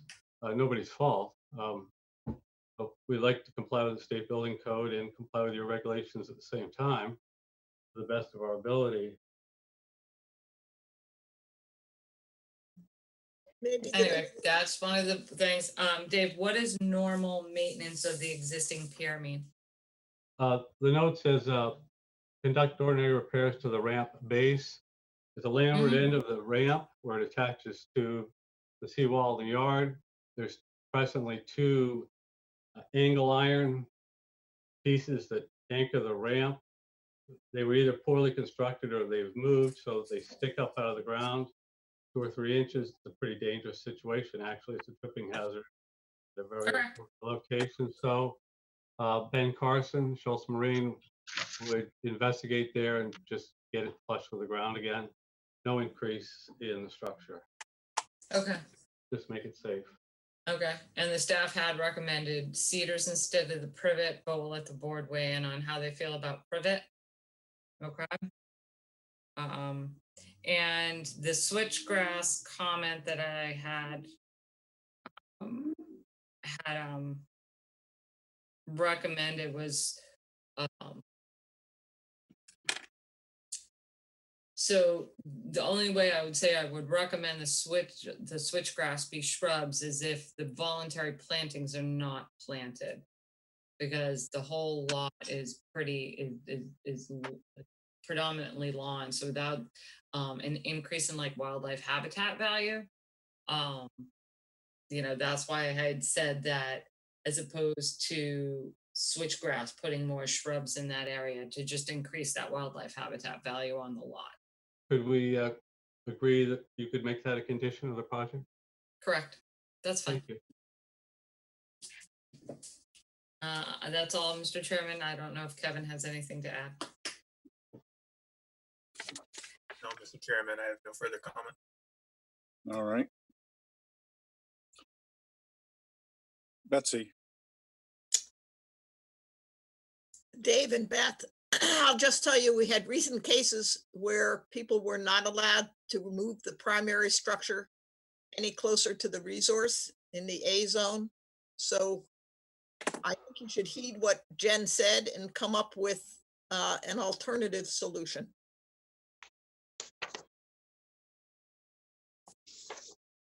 Anything else? That's all. Yeah, I appreciate that perspective. The deck is an existing width. I can't quote it, 7 feet or something. It's already rather narrow. Making it narrower is going to probably make the project unviable, truthfully. And I actually fell in an inset set of stairs upon first moving to Falmouth and broke my ankle. So it would be unlikely to do an inset stair. But I mean, certainly, Jill Neubauer designed the porch to match what it is on the front.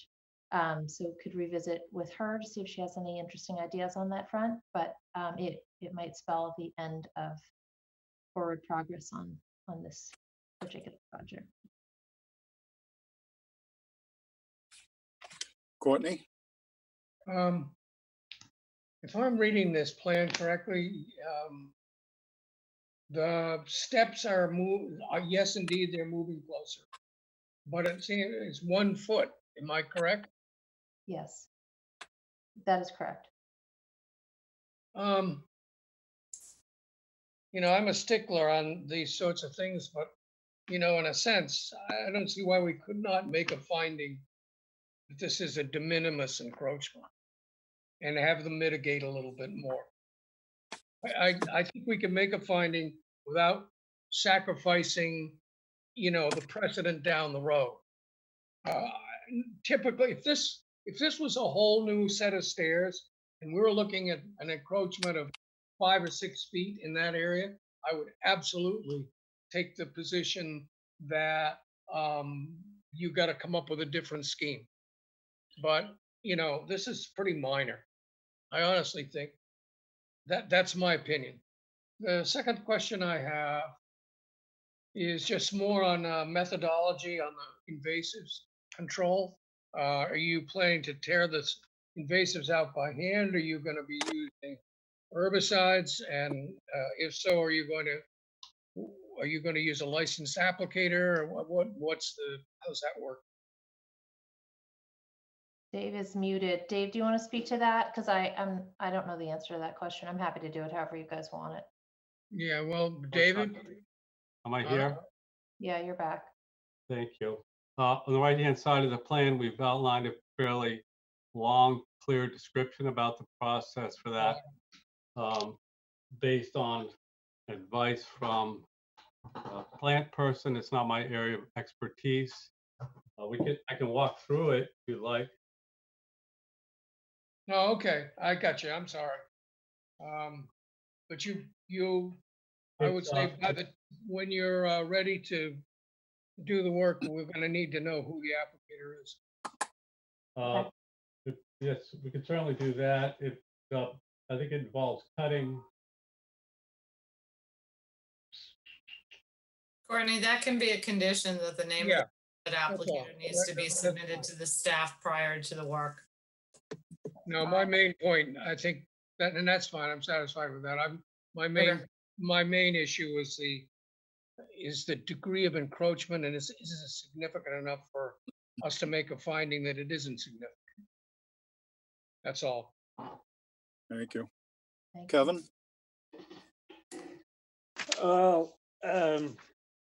I'd like to agree that it's insignificant, but it seems to me not too long ago that we made the exact opposite finding with a porch or on a home, and I don't know, being consistent, but I'd like to remind the board that at one of your last hearings, an engineer was trying to move closer to a resource area with a pool and cited a case that this board had made a ruling on a 2-foot encroachment into that zone. And I just don't think you should continue to go down that road. I understand that it may seem a bit, unfair and silly to an applicant, but it is a regulation. Could I ask a question of the board or staff? You'll notice where the location of the existing garage is. To me, that's the controlling structure, the controlling setback. And I'd submit that we're significantly behind that. The garage isn't considered the present primary structure, Dave. I'm sorry. Thank you for that. So that's called out specifically in the regs? Primary Yes, structure. it is. Thank you. You good, Kevin? I'm good. Thank you.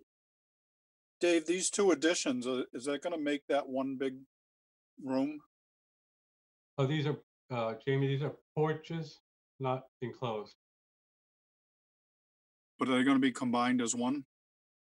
Yeah, these are extensions on each end of the existing porch to bring it closer to the corners of the building. The present porch is basically a third in the center, and this bumps it out towards the corner of the buildings. Yeah, well, my question is, could the stairway go, for example, to the east side?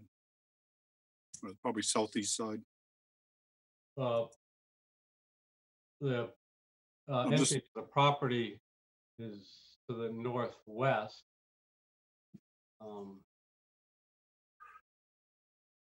mean, I hear what the board is loud and clear, and I guess I would say to the extent that we can comply with IBC building code and get from the grade to the existing elevation of the porch, we would do it, and then be respectful of your regulations at the same time.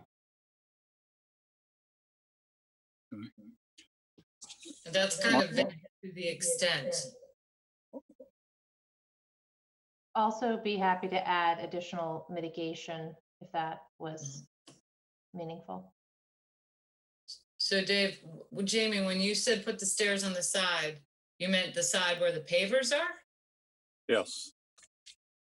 So Dave, that wouldn't work, putting the stairs where the pavers are? I don't think it works at all with the flow of the property, because the door at the end of the house is central on the stairs. Then you walk out the door down the steps. I think if that was our choice, we'd start chopping away at the deck in some fashion.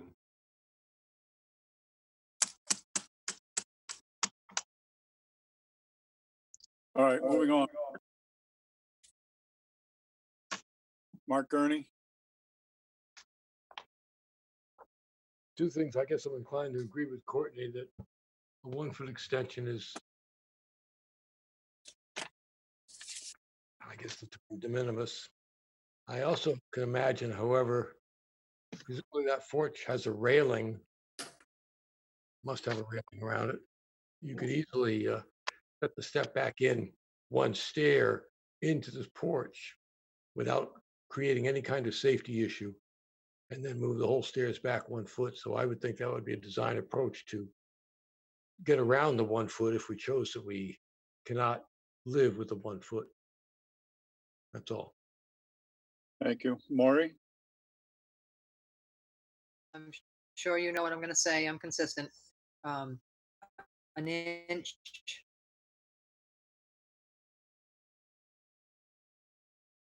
Are you still there? He froze. She'll be back. She's She's a bit frozen. right now.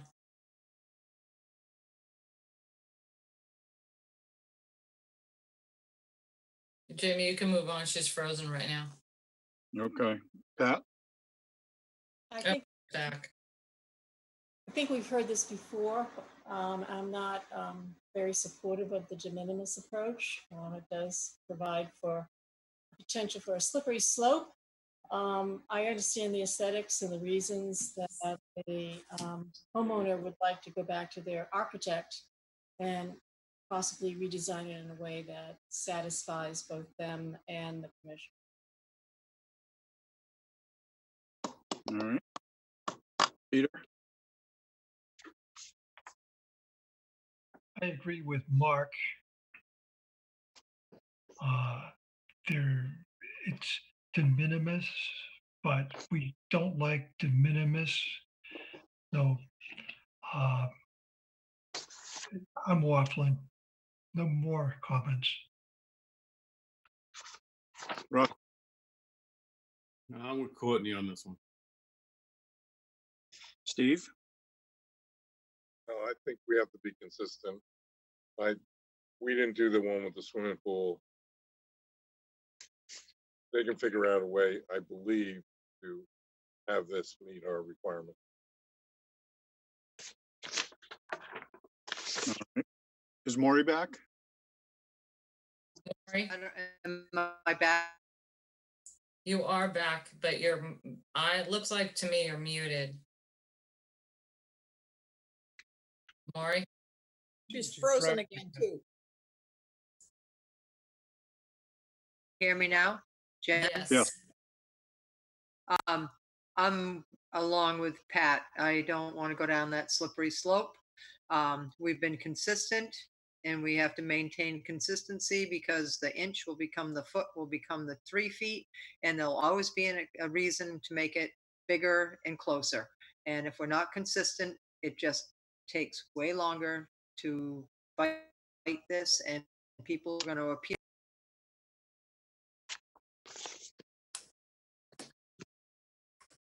Did we lose her again? Yep. Yes. No, she's there. No, she was done.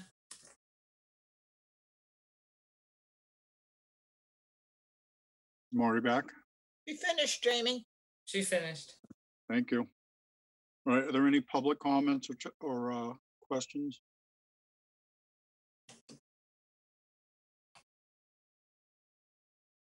No, Mr. Chairman. Okay. What are you thinking? Dave, what would you like to do? Do you want to go back and talk to Jill and see if there's a way around this, or? I guess I'd like the option to discuss it with Jill. Oh, absolutely. How much time would you need? I don't know, a couple weeks. Okay. So we have, Ms. Colt, we have the 26th available. We have September 2nd, and then the next available after that would be the 16th. So if we got anything, it would need to be, if for like the 26th, it would need to be in the office by the 19th. Okay. It is. That's fine. I think I mean, I'm not sure how busy she is, but I'd like to try for that. Okay, that's fine. And if you need additional time, so Jill and Dave can get together, that's fine. Great. Good with that, Dave? Yep. Okay, So we're requesting a hearing to what date, please? the 26th, with all materials into the office by the 19th. Thank you. The request of the applicant, I make a motion to continue this till August 26th. Bird second. Okay, we have a motion and a second to continue until 8:26. Any further comments? All right, Betsy, Gladfelter, aye. Courtney, Bird, aye. Matthews, aye. Kevin, O'Brien, aye. Mark, Gurney, aye. Maury,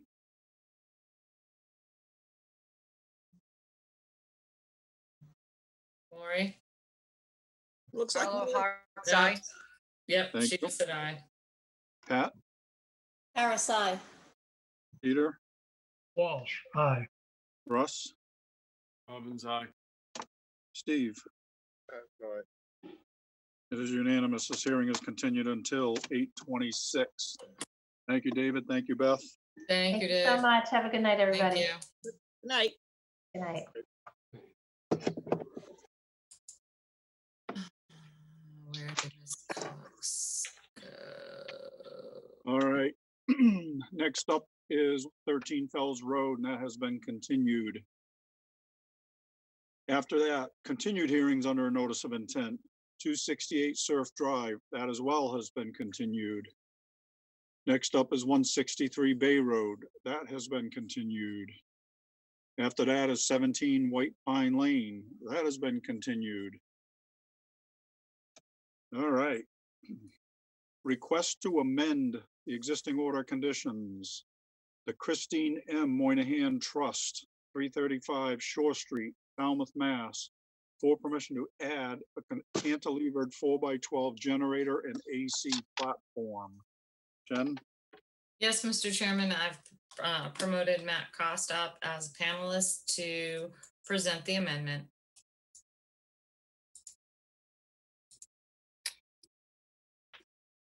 Mr. Thank you. Costa, you're up, sir. For the record, Matt Costa, Cape and Islands Engineering, representing the applicant. We're here tonight to request to amend the existing order of conditions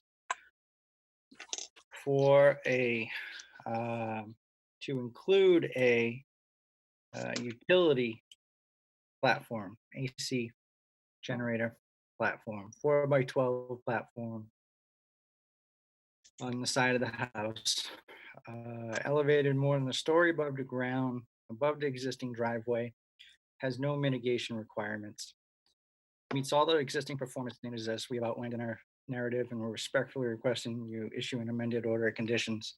Happy to answer any questions. Matt, do you have a plan that you wanted to share with the board?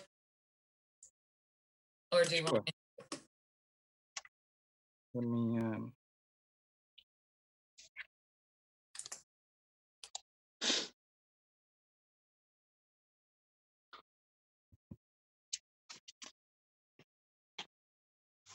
Zoom in.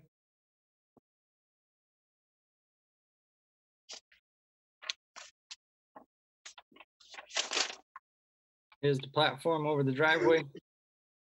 It's showing a detail of the building footprint on the right in the blow up.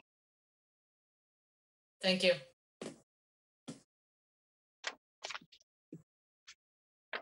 All right. Jen? Matt, you can stop sharing, thanks. Staff has no comment. All right. That include Kevin? Where's, Okay. there he is. Kevin, you don't have any comments? No comments. I'm just sneaking in a little bit of dinner in between. All right. Russ, we'll start with you. No comment. Steve? No comment, sir. Betsy? No comments. Courtney? No comments. Kevin? No comment. Mark? No comments. Maury? No comment. Pat? No comments. Peter? Walsh, no comments. All right. Are there any public comments or questions? No, Mr. Chairman. Thank you. Excellent there any reason presentation, though. sorry, Matt, is there any reason that, this wouldn't be included in the original plans? Maybe they thought it could be fit on the roof. I don't know why. Oh, okay. No, I'm just wondering, because it seems like, you know, you're elevating the house, you'd automatically think, you know, plan for that. Betsy? We haven't made a motion yet, have we? No, that's what I thought you were doing. Okay, well, I'll make a motion to close the hearing and take it under advisement. Bird second. Okay, we have a motion and a second to close the hearing. Betsy, Gladfelter, aye. Courtney, Bird, aye. Matthews, aye. Kevin, O'Brien, aye. Mark, Ernie, aye. Maury, Carlo Hawks, aye. Pat, Harris, aye. Peter, Walsh, aye. Russ, Robbins, aye. Steve. Pat and I. It is unanimous. The hearing is closed. Thank you, Mr. Costa. Thank you. Good night. Thank you, Matt. Night. All right. Next up are vote order of conditions. First one, the 123 Penzance Road Nominee Trust. 123 Penzance Road, Woods Hole, Falmouth, Mass. This was beach nourishment. Mr. Chairman. One second, Mr. Chairman. Jamie, everybody's on the quorum. Yep. So yeah, this was just a beach nourishment quorum. This has been done, I think once or twice in my tenure. I think the only question, I can't remember if it came from Courtney, was the compatible grain size. So I'll make sure that happens. Well, I was also wondering if you could put something in, they have something about 200 yards a year. Oh, they wanted it in perpetuity. Yeah, this board Well, does. no, I think right. This board's ever permitted anything in perpetuity. Right, but I wouldn't even say 200 yards per year if none of that sand gets removed in a season. Well, I mean, we should be putting a monitoring requirement on it, and they have to justify the placement of the additional 200 every year. So, right. So they want 200 a year for 3 years, but they'll need to do surveys and determine how much sand they've lost, and they can document what they've lost. Correct? Yeah. Yep. And the other thing is they're going to have machines on the beach bringing this onto the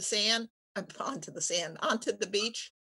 So it should have the normal language about the kinds of oil that could be used. Yep. And matting and things like that, not storing the machines on the beach overnight. Yeah. Right.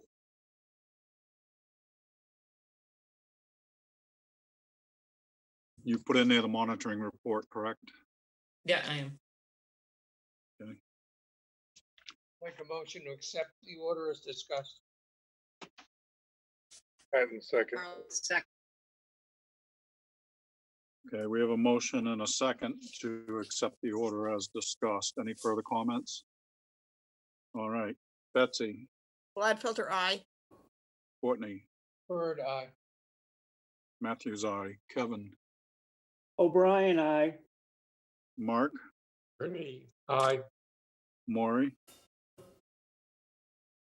Carlo Hawks, Pat, Harris, aye.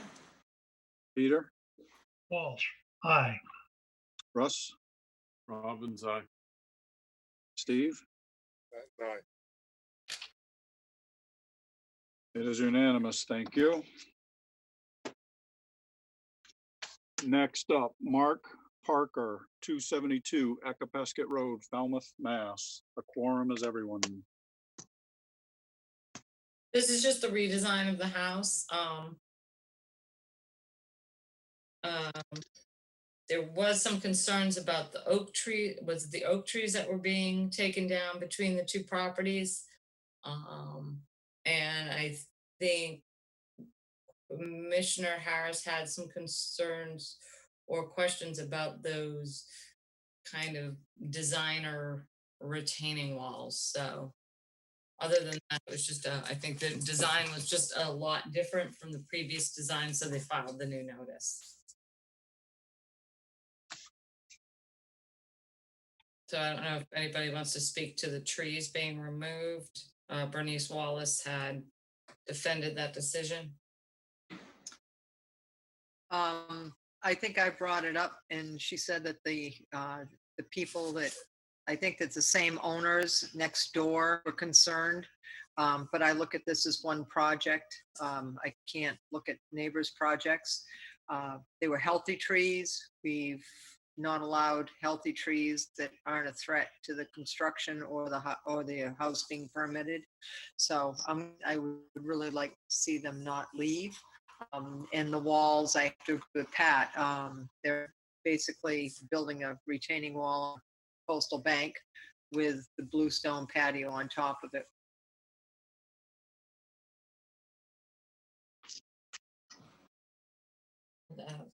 Landscaping features. Hang on. I agree with Maury with the trees. I brought up how many trees are being removed, and they're very large trees that are being removed. And at least 2 of those trees, as Maury pointed out, are not overtopping the house. They're at the edge of the coastal bank. So I'm not happy that they're being removed either. Okay, so I'm looking at a plan, guys, and if you give me a second.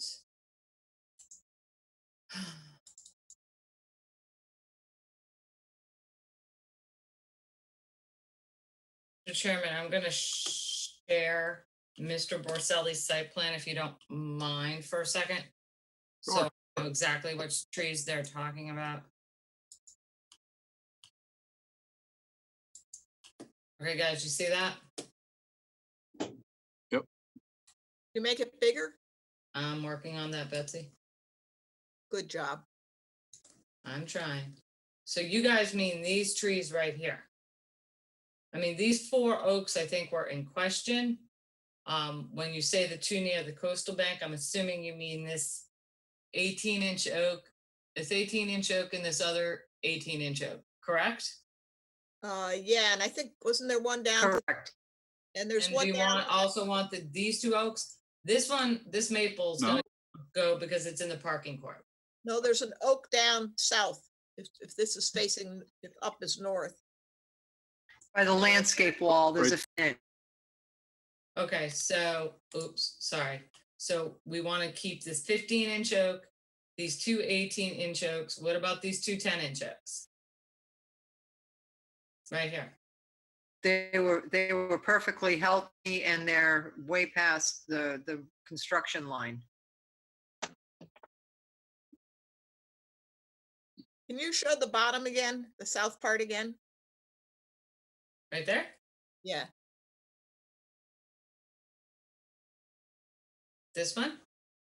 No, I just wanted to see it. Okay. Do you want to see Bernice's plan?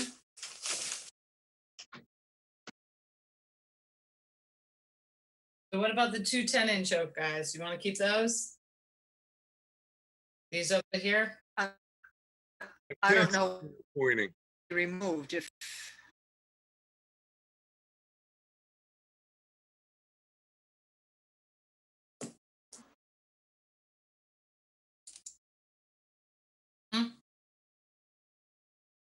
Betsy, Maury, anybody? I'm sorry, can you hear me? Yes. Can you hear me? Okay. Yeah. They're way, if you look at where they are, the new house is further away from them and they're all perfectly healthy. There's not going to be much left on that lot when that 15-inch, the 2 18s and those 2 10. I will write whatever this board would like me to write. So if you'd like to sell the oaks, we'll write it that way. I think at least 15 and the 18 should stay. I agree with Jamie. Just my opinion. Not to speak out of turn. There were 2 pines too, or did I hear that right? No, Courtney, no pines, just the oaks. Okay, so the only oak, as I understand, the only oak that really has to go is that one in the front. That's a maple and it's in the parking court. Yes. The rest of them could all stay. There's actually an 18 and 12-inch oak in the front near the approximate location of the septic that's proposing. It's like a double trunk one that's proposing to be removed. Mr. Chairman, if you'll allow me to share my plan one more time, I can show the board. Yeah. Yep. Everybody see that? They see the plan? Yep. I see the plan, I see where the septic is. And Yeah, it's these gotta go. Okay. So right now, we're talking about this oak up here, this 10-inch oak, these 18s, and this 15 one down by this landscaping feed.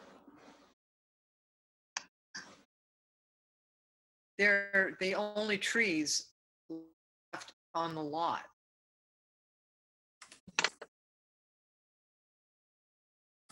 Besides the ones on the coastal bank that they can't touch. Go back to basics, Jen. Is this something we can condition though? Yes, absolutely. Okay. Just condition that they cannot remove the 2 10-inch oaks, the 2 18-inch oaks, and the 15-inch oaks identified on the plan to be removed. They not remove them. And measures will need to be taken to protect the trees. Okay. And I also have a question that, whoops, Yep. sorry, Jamie. All right. The question that Pat had, I don't quite get the landscape walls. I mean, to me, you're adding, aren't those impermeable? Aren't they structures in the zone A? They are, they're like 2 feet high. I think she testified that they were going to be around 2 feet high. Does that, oh, Which is, I mean, it looks like they're stepping them down, and she said it was being done to step down to help with the grade. Am I right on that one? Does anybody remember? I remember her saying something to help with the grading, but the ones down, I'm gonna share my screen again, guys. I don't remember it being much of a slope there. Yeah, these right down here just seem spaced awfully close together. I don't get the design concept of that. I mean, it's only a foot from, Wait a minute. There's a wall and then there's just like steppers. I mean, pavers. Those 3 strips you're pointing at are Pavers. like, if you will. Or what was that, Jamie? Those 3 things that you've been moving your mouse over. Yep. Yep. Those are pavers. That's Okay. not wall. Okay. I mean, that's what I see. And then there's the landscape wall in front of that, Okay. just so we're clear. So you have wall H and wall G. I'm looking at her plan, not his. Yeah, I'm gonna bring up Bernice's plan right now.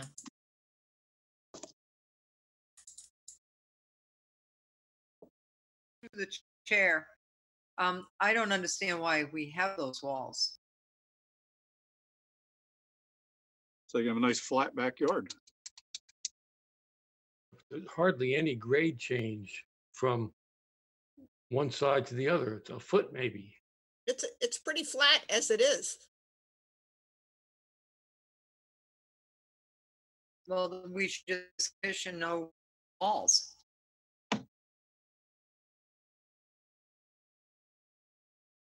Mm,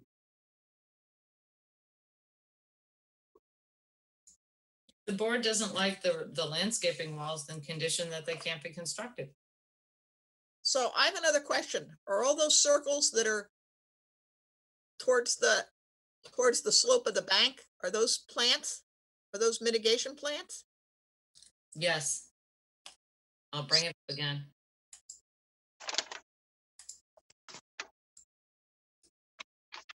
You mean these? Yeah. Yes. So shouldn't those be delineated from the lawn by a single rail fence? Or a 1-foot wall. Yeah, I want to say there's no Or mitigation. 1-foot wall? I don't believe there's mitigation required on this project. I think it's just, yeah, just plantings. So that would be these.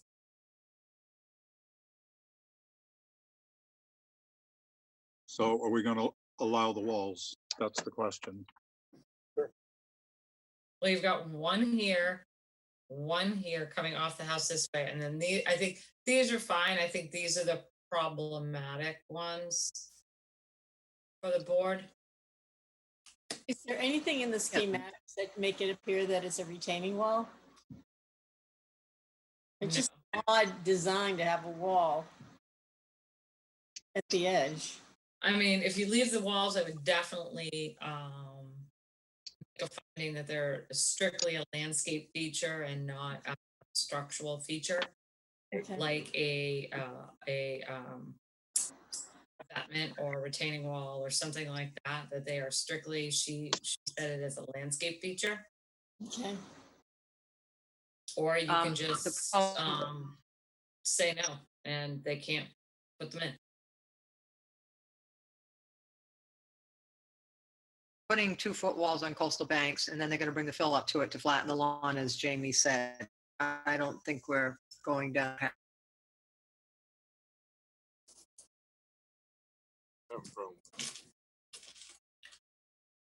So am I hearing no walls? Or at least no wall H and wall G. Correct. All right. H, G wall. Okay. Anything else, guys? You want a motion? Yes, please. Make a motion to accept as discussed? Bird second. Carlo Hawk second. All right, we have a motion and a second. If there's no further comments, going to call for the vote. This is to accept the order of conditions as discussed.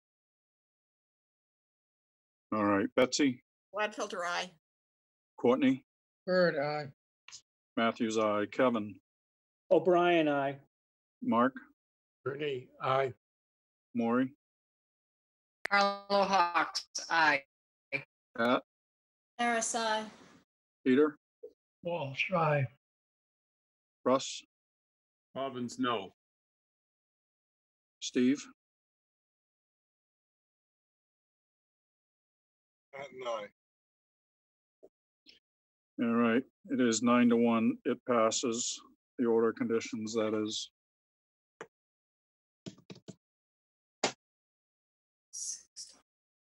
Next up, Charles Nickerson, estate of Mary A. Nickerson, 89 T-Ticket Path, T-Ticket, Mass. The quorum is everyone. This was Wayne's project. I think we finally got to a point where the board was comfortable with the plan.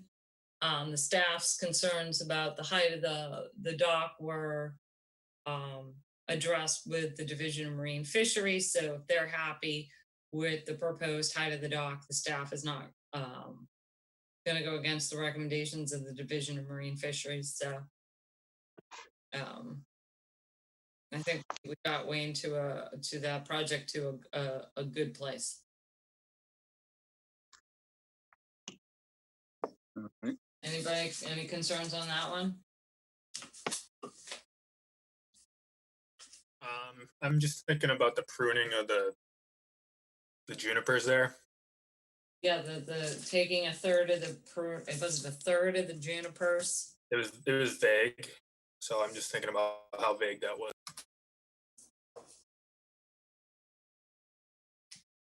Anyone concerned with that? No. Okay. They do regenerate. Okay. There were a lot of elements to that plan, and like I said, it was a little bit confusing at first, but I think we got it to a place where it was clear. So I think he said he was gonna do this, but sooner rather than later, they should strip all the vines, well, it's ivy that's on the oak tree. yeah, Absolutely strangling it right now. okay. Got it. All right. Okay, I'll We have make a motion to accept as discussed. Bird second. Okay, we have a motion and a second. Betsy, Gladfelter, aye. Courtney, Bird eye. Matthews, aye. Kevin, O'Brien, aye. Mark, Ernie, aye. Maury, Carlo Hawks, aye. Pat, Harris, aye. Peter, Walsh, aye. Russ, Robbins, aye. Steve. At night. It is unanimous. We have an order of conditions. Thank you. Next up, Jay and Leah Tikuto, 507 Central Ave, East Falmouth, Mass.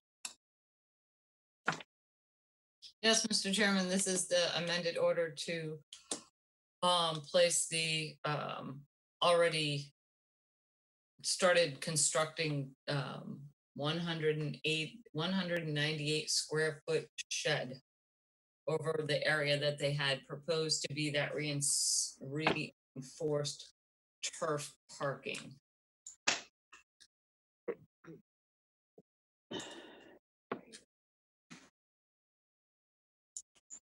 What was And I it can like to share do? it, Joe. I had it uploaded onto my laptop. What was that, Kevin? I have the photo uploaded onto my laptop. I could share it if you would like.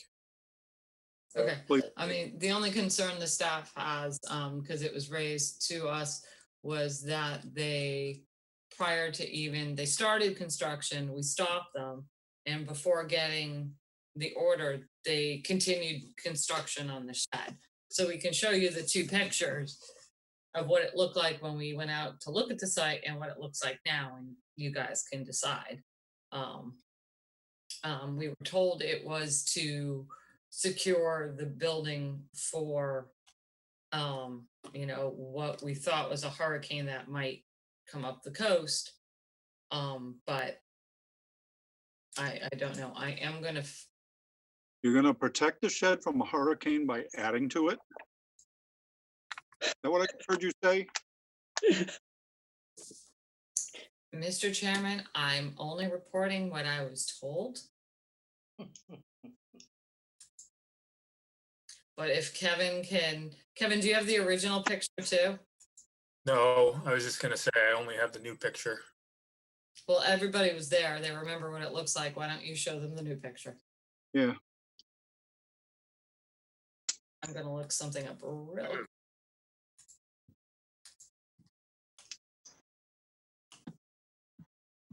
Everybody see that?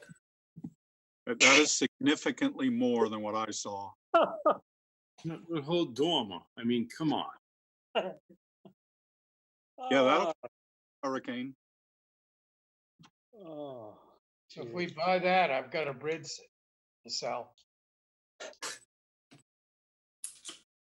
So Jen, Really sharing your screen, please. the square footage of this shed is in lieu of the reinforced turf. Well, the reinforced turf was a lot bigger area than this shed. That was approved though. Yes. Yes. So is the shed within that footprint? The shed is within that footprint, but remember the board made the determination that that footprint wasn't going to require mitigation as long as they kept it truly that grass paver. So they are proposing mitigation for this shed in a ratio of, Kevin, correct me if I'm wrong, 2 or 3 to 1 because of that marsh right there. Could be 3 to 1. It's within the marsh buffer. Yeah, it's in the velocity zone and they are proposing mitigation, but it is in the velocity zone. I think the big concern here is that the pavers are flush to the ground and are pervious. This shed is an absolute structure in the velocity zone that is not pervious. All right. What is the footprint of the shed? How many square feet? 198. Does that have a building permit? It's We don't under a need certain, one. don't need one if it's under a certain square footage. Correct me if I'm wrong. I thought it was 100. Jamie, Russell, Courtney. That's correct. 200 Setback's a square. little different. That's- 200? No. So we allow it 200 feet within a velocity zone. It's 3-to-1 mitigation. So, but then the other question is that patio, right? Right. Yeah, they already took a bite of the apple with the patio.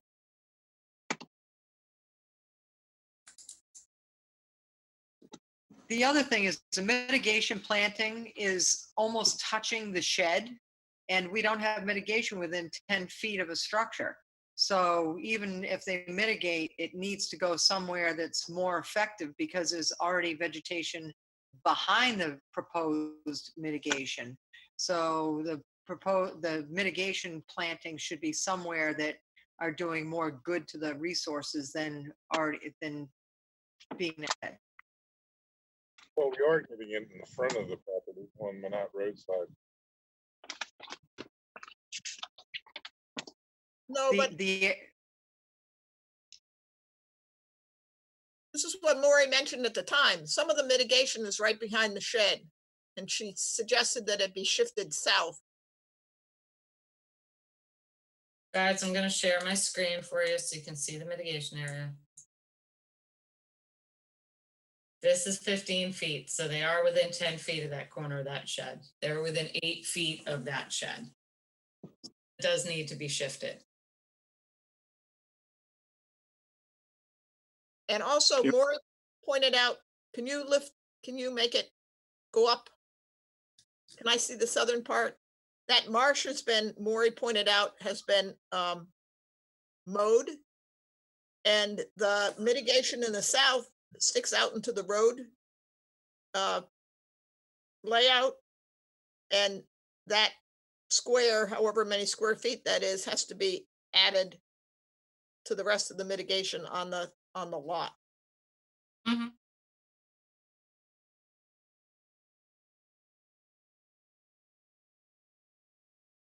But the mitigation by the shed, where we already have fairly dense buffer to the salt marsh, the mitigation should be somewhere maybe where the patio is, because that patio is impervious and it has runoff, and it was an increase. I mean, we only allow 200 square feet in a V zone. I don't know how much. What was the increase for the shed? It says 198. yeah. And the patio is 148.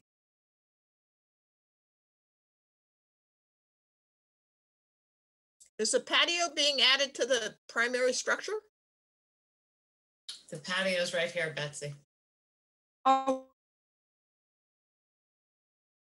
so it's part of the primary structure. You don't consider patios to be part of the primary structure.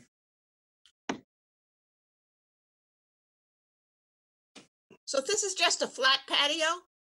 Correct.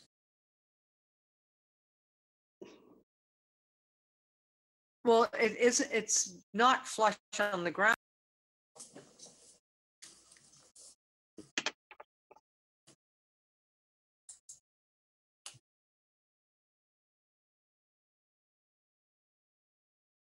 What would you guys like to do?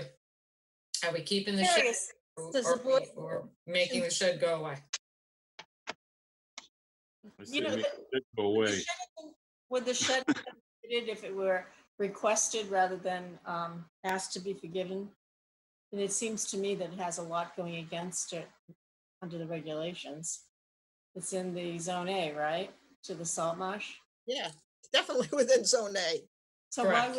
why would it have been approved in the first place? I don't think it would have, would it? It wasn't approved. Right, but my point is, if we approve it after the fact, we're approving something that would not have been given approval to if it had come to us correctly. Correct. So this is an amendment to the order of conditions. Right. Let me give you a little nuance in the state regs and in the regs. If you deny the amendment, they have no recourse, they have no appeal under DEP to come back, other than come back to you guys under a new notice. There's DEP's amendment policy. If you condition it and they don't like some of the conditions placed on the amendment, they can appeal it to DEP and then, of course, Superior Court. But I'm just giving you that kind of nuance on the state side. Are you saying? Remember I ran into that, Pat? Well, are you saying, and I don't remember this, I apologize, but are you saying then that it has to be a complete denial, not a partial denial? Well, what I'm saying is under the state, they have an appeal. They do not have the right to appeal if the board does not, if it denies an amendment. Okay. Basically, they would have, their only recourse would be to come back under a whole new notice. If you condition the amendment and they are unhappy with some of the conditions of that, they can appeal to the state. Mm-hmm. I mean, that's on the state level. The local level is different. Obviously, we go through Superior Court. So I'm giving you the nuance on the state side. I don't think we would have approved this if this had come the first time around. And so basically it's not, it's, you know, amendments are supposed to be things we would have approved first time around, but whoops, we forgot to ask you for a, whatever we call them now, showers, rinse station, something like that. This is a Generator pads. More, yeah, right. This is a little more major than that. So, can I ask a question? If we deny this, do we need to follow up with an enforcement order ordering them to remove the patio and the shed? Correct. That's the route I would go. Well, if they remove the shed, then they probably could come for an amendment for the patio, because it's less than 200 square feet, and we probably would have allowed it the first time around. But is it moving closer? I don't remember. Didn't we discuss The that? engineer argued that it was not moving closer, and I have to assume he was including the enclosed area as being closer. You see in the. I think he is. Yeah. I don't know how that works. I have to defer to you, but it doesn't seem that that's the primary structure. That It's looks- not. Yeah, so it is moving closer to the resource area. Correct. Okay. It's kind of like that stairway tonight. Yep. So the enforcement order would apply to both shed and the patio? Well, Courtney, let's take it one step at a time. Let's do this, and then we can talk about the route you would like the staff to pursue after that. Okay, I'll make a positive motion to accept the amended as discussed. Second, Patton. So that's a positive motion. So if we want to deny it, we got to vote no. Correct. Correct. Before you vote, I just want to ask, and I'm not saying I'm for this at all, but are we shooting ourselves in the foot with the loss of potential mitigation? You know what I mean? In that southwest corner? No? In a velocity zone with a new structure of that size? If they 200 would square come feet. back for another notice for that shed, it would have to be mitigated for anyways. Okay, perfect. All right. Any more discussion? Well, the only Right. other thing, Jamie, is they have to stop mowing the salt marsh. Right. But that would be an enforcement order, no? Jen? I think they're putting that wall in, and that's gonna stop them from mowing that shaded area of that marsh. So that whole area is gonna be allowed to grow back in. So, Okay, so we have a motion on the table to accept and order conditions, accept the amendment. accepting the amendment, I'm sorry. And a second. All right, Betsy, Gladfelter, no. Courtney, Bird, no. Matthews, no. Kevin, O'Brien, no. Mark, Gurney, no. Maury, Carlo Hawks, no. Pat, Harris, no. Peter, Walsh, no. Russ, Robbins, no. Steve. No. It is unanimous. The amendment has been denied.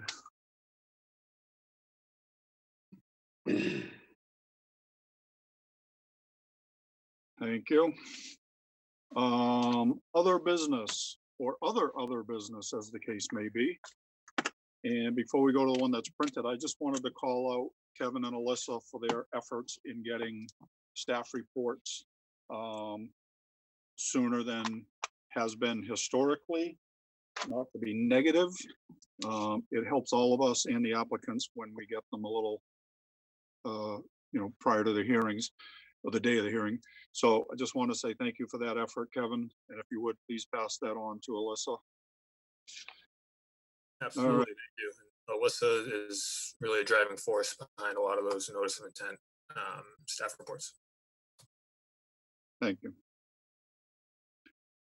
The other business is vote to proceed with a joint statement from local land trusts letter of inclusion. That's not ambiguous. Okay. 1 second, Mr. Chairman, and I will get there. Basically, the 300 committee has, hang on 1 second. The 300 committee has gotten a group of the local land trusts together, including, there'd be the 300 committee, Oyster Pond Environmental Trust, Salt Pond Area Bird Sanctuaries, Orinda Wildlife, and the Falmouth Conservation Commission to put out a joint statement similar to what the Board of Selectmen put out when diversity and inclusion on open space and conservation lands to make the spaces welcoming for everyone. I attended one meeting with the group to talk about this, and I just thought I should make this board aware that eventually they would like you to vote to accept this statement of inclusion, diversity, welcoming all people onto open space and conservation lands. So I just wanted to make the board aware that this was happening. I'm involved with these discussions, and that eventually you will be asked to approve a statement. And I just wanted to make sure the board was comfortable with that. Will we get the statement ahead of time? Correct, yes. And basically the statement is being crafted by the president of the 300 committee, myself, Jessica Rittenauer, Katie Taylor of Salt Pond, Jeff Thibodeau of Orinda, who am I missing? Wendy Bissler of Oyster Pond. Thank you. Okay, so the vote we're being asked to conduct now is simply to, Just basically authorize me to proceed with this. okay. So moved. Seconded. All right, we have a motion and a second to proceed with this joint statement. Any further comments, questions? All right, Betsy, Gladfelter, aye. Courtney, Bird, aye. Matthews, aye. Kevin, O'Brien, I. Mark, Gurney, aye. Maury, Carlo Hawks, aye. Pat, Harris, aye. Peter, Walsh, aye. Russ, Robbins, aye. Steve. Aye. It is unanimous. Next up, nothing. Move to adjourn. Second, Harlow Hawks. We have a motion and a second to adjourn. Betsy, Lantos, aye. Courtney, Bird, aye. Matthews, aye. Kevin, O'Brien, I. Mark, Gurney, aye. Maury, Harlow Hawks, aye. And I do miss seeing you all. Still see me, Maury. Pat, Harris, aye. Peter, Walsh, aye. Steve. Pat and I. It is unanimous. We are adjourned. IT, if you would stop recording, please. Thank you, everyone.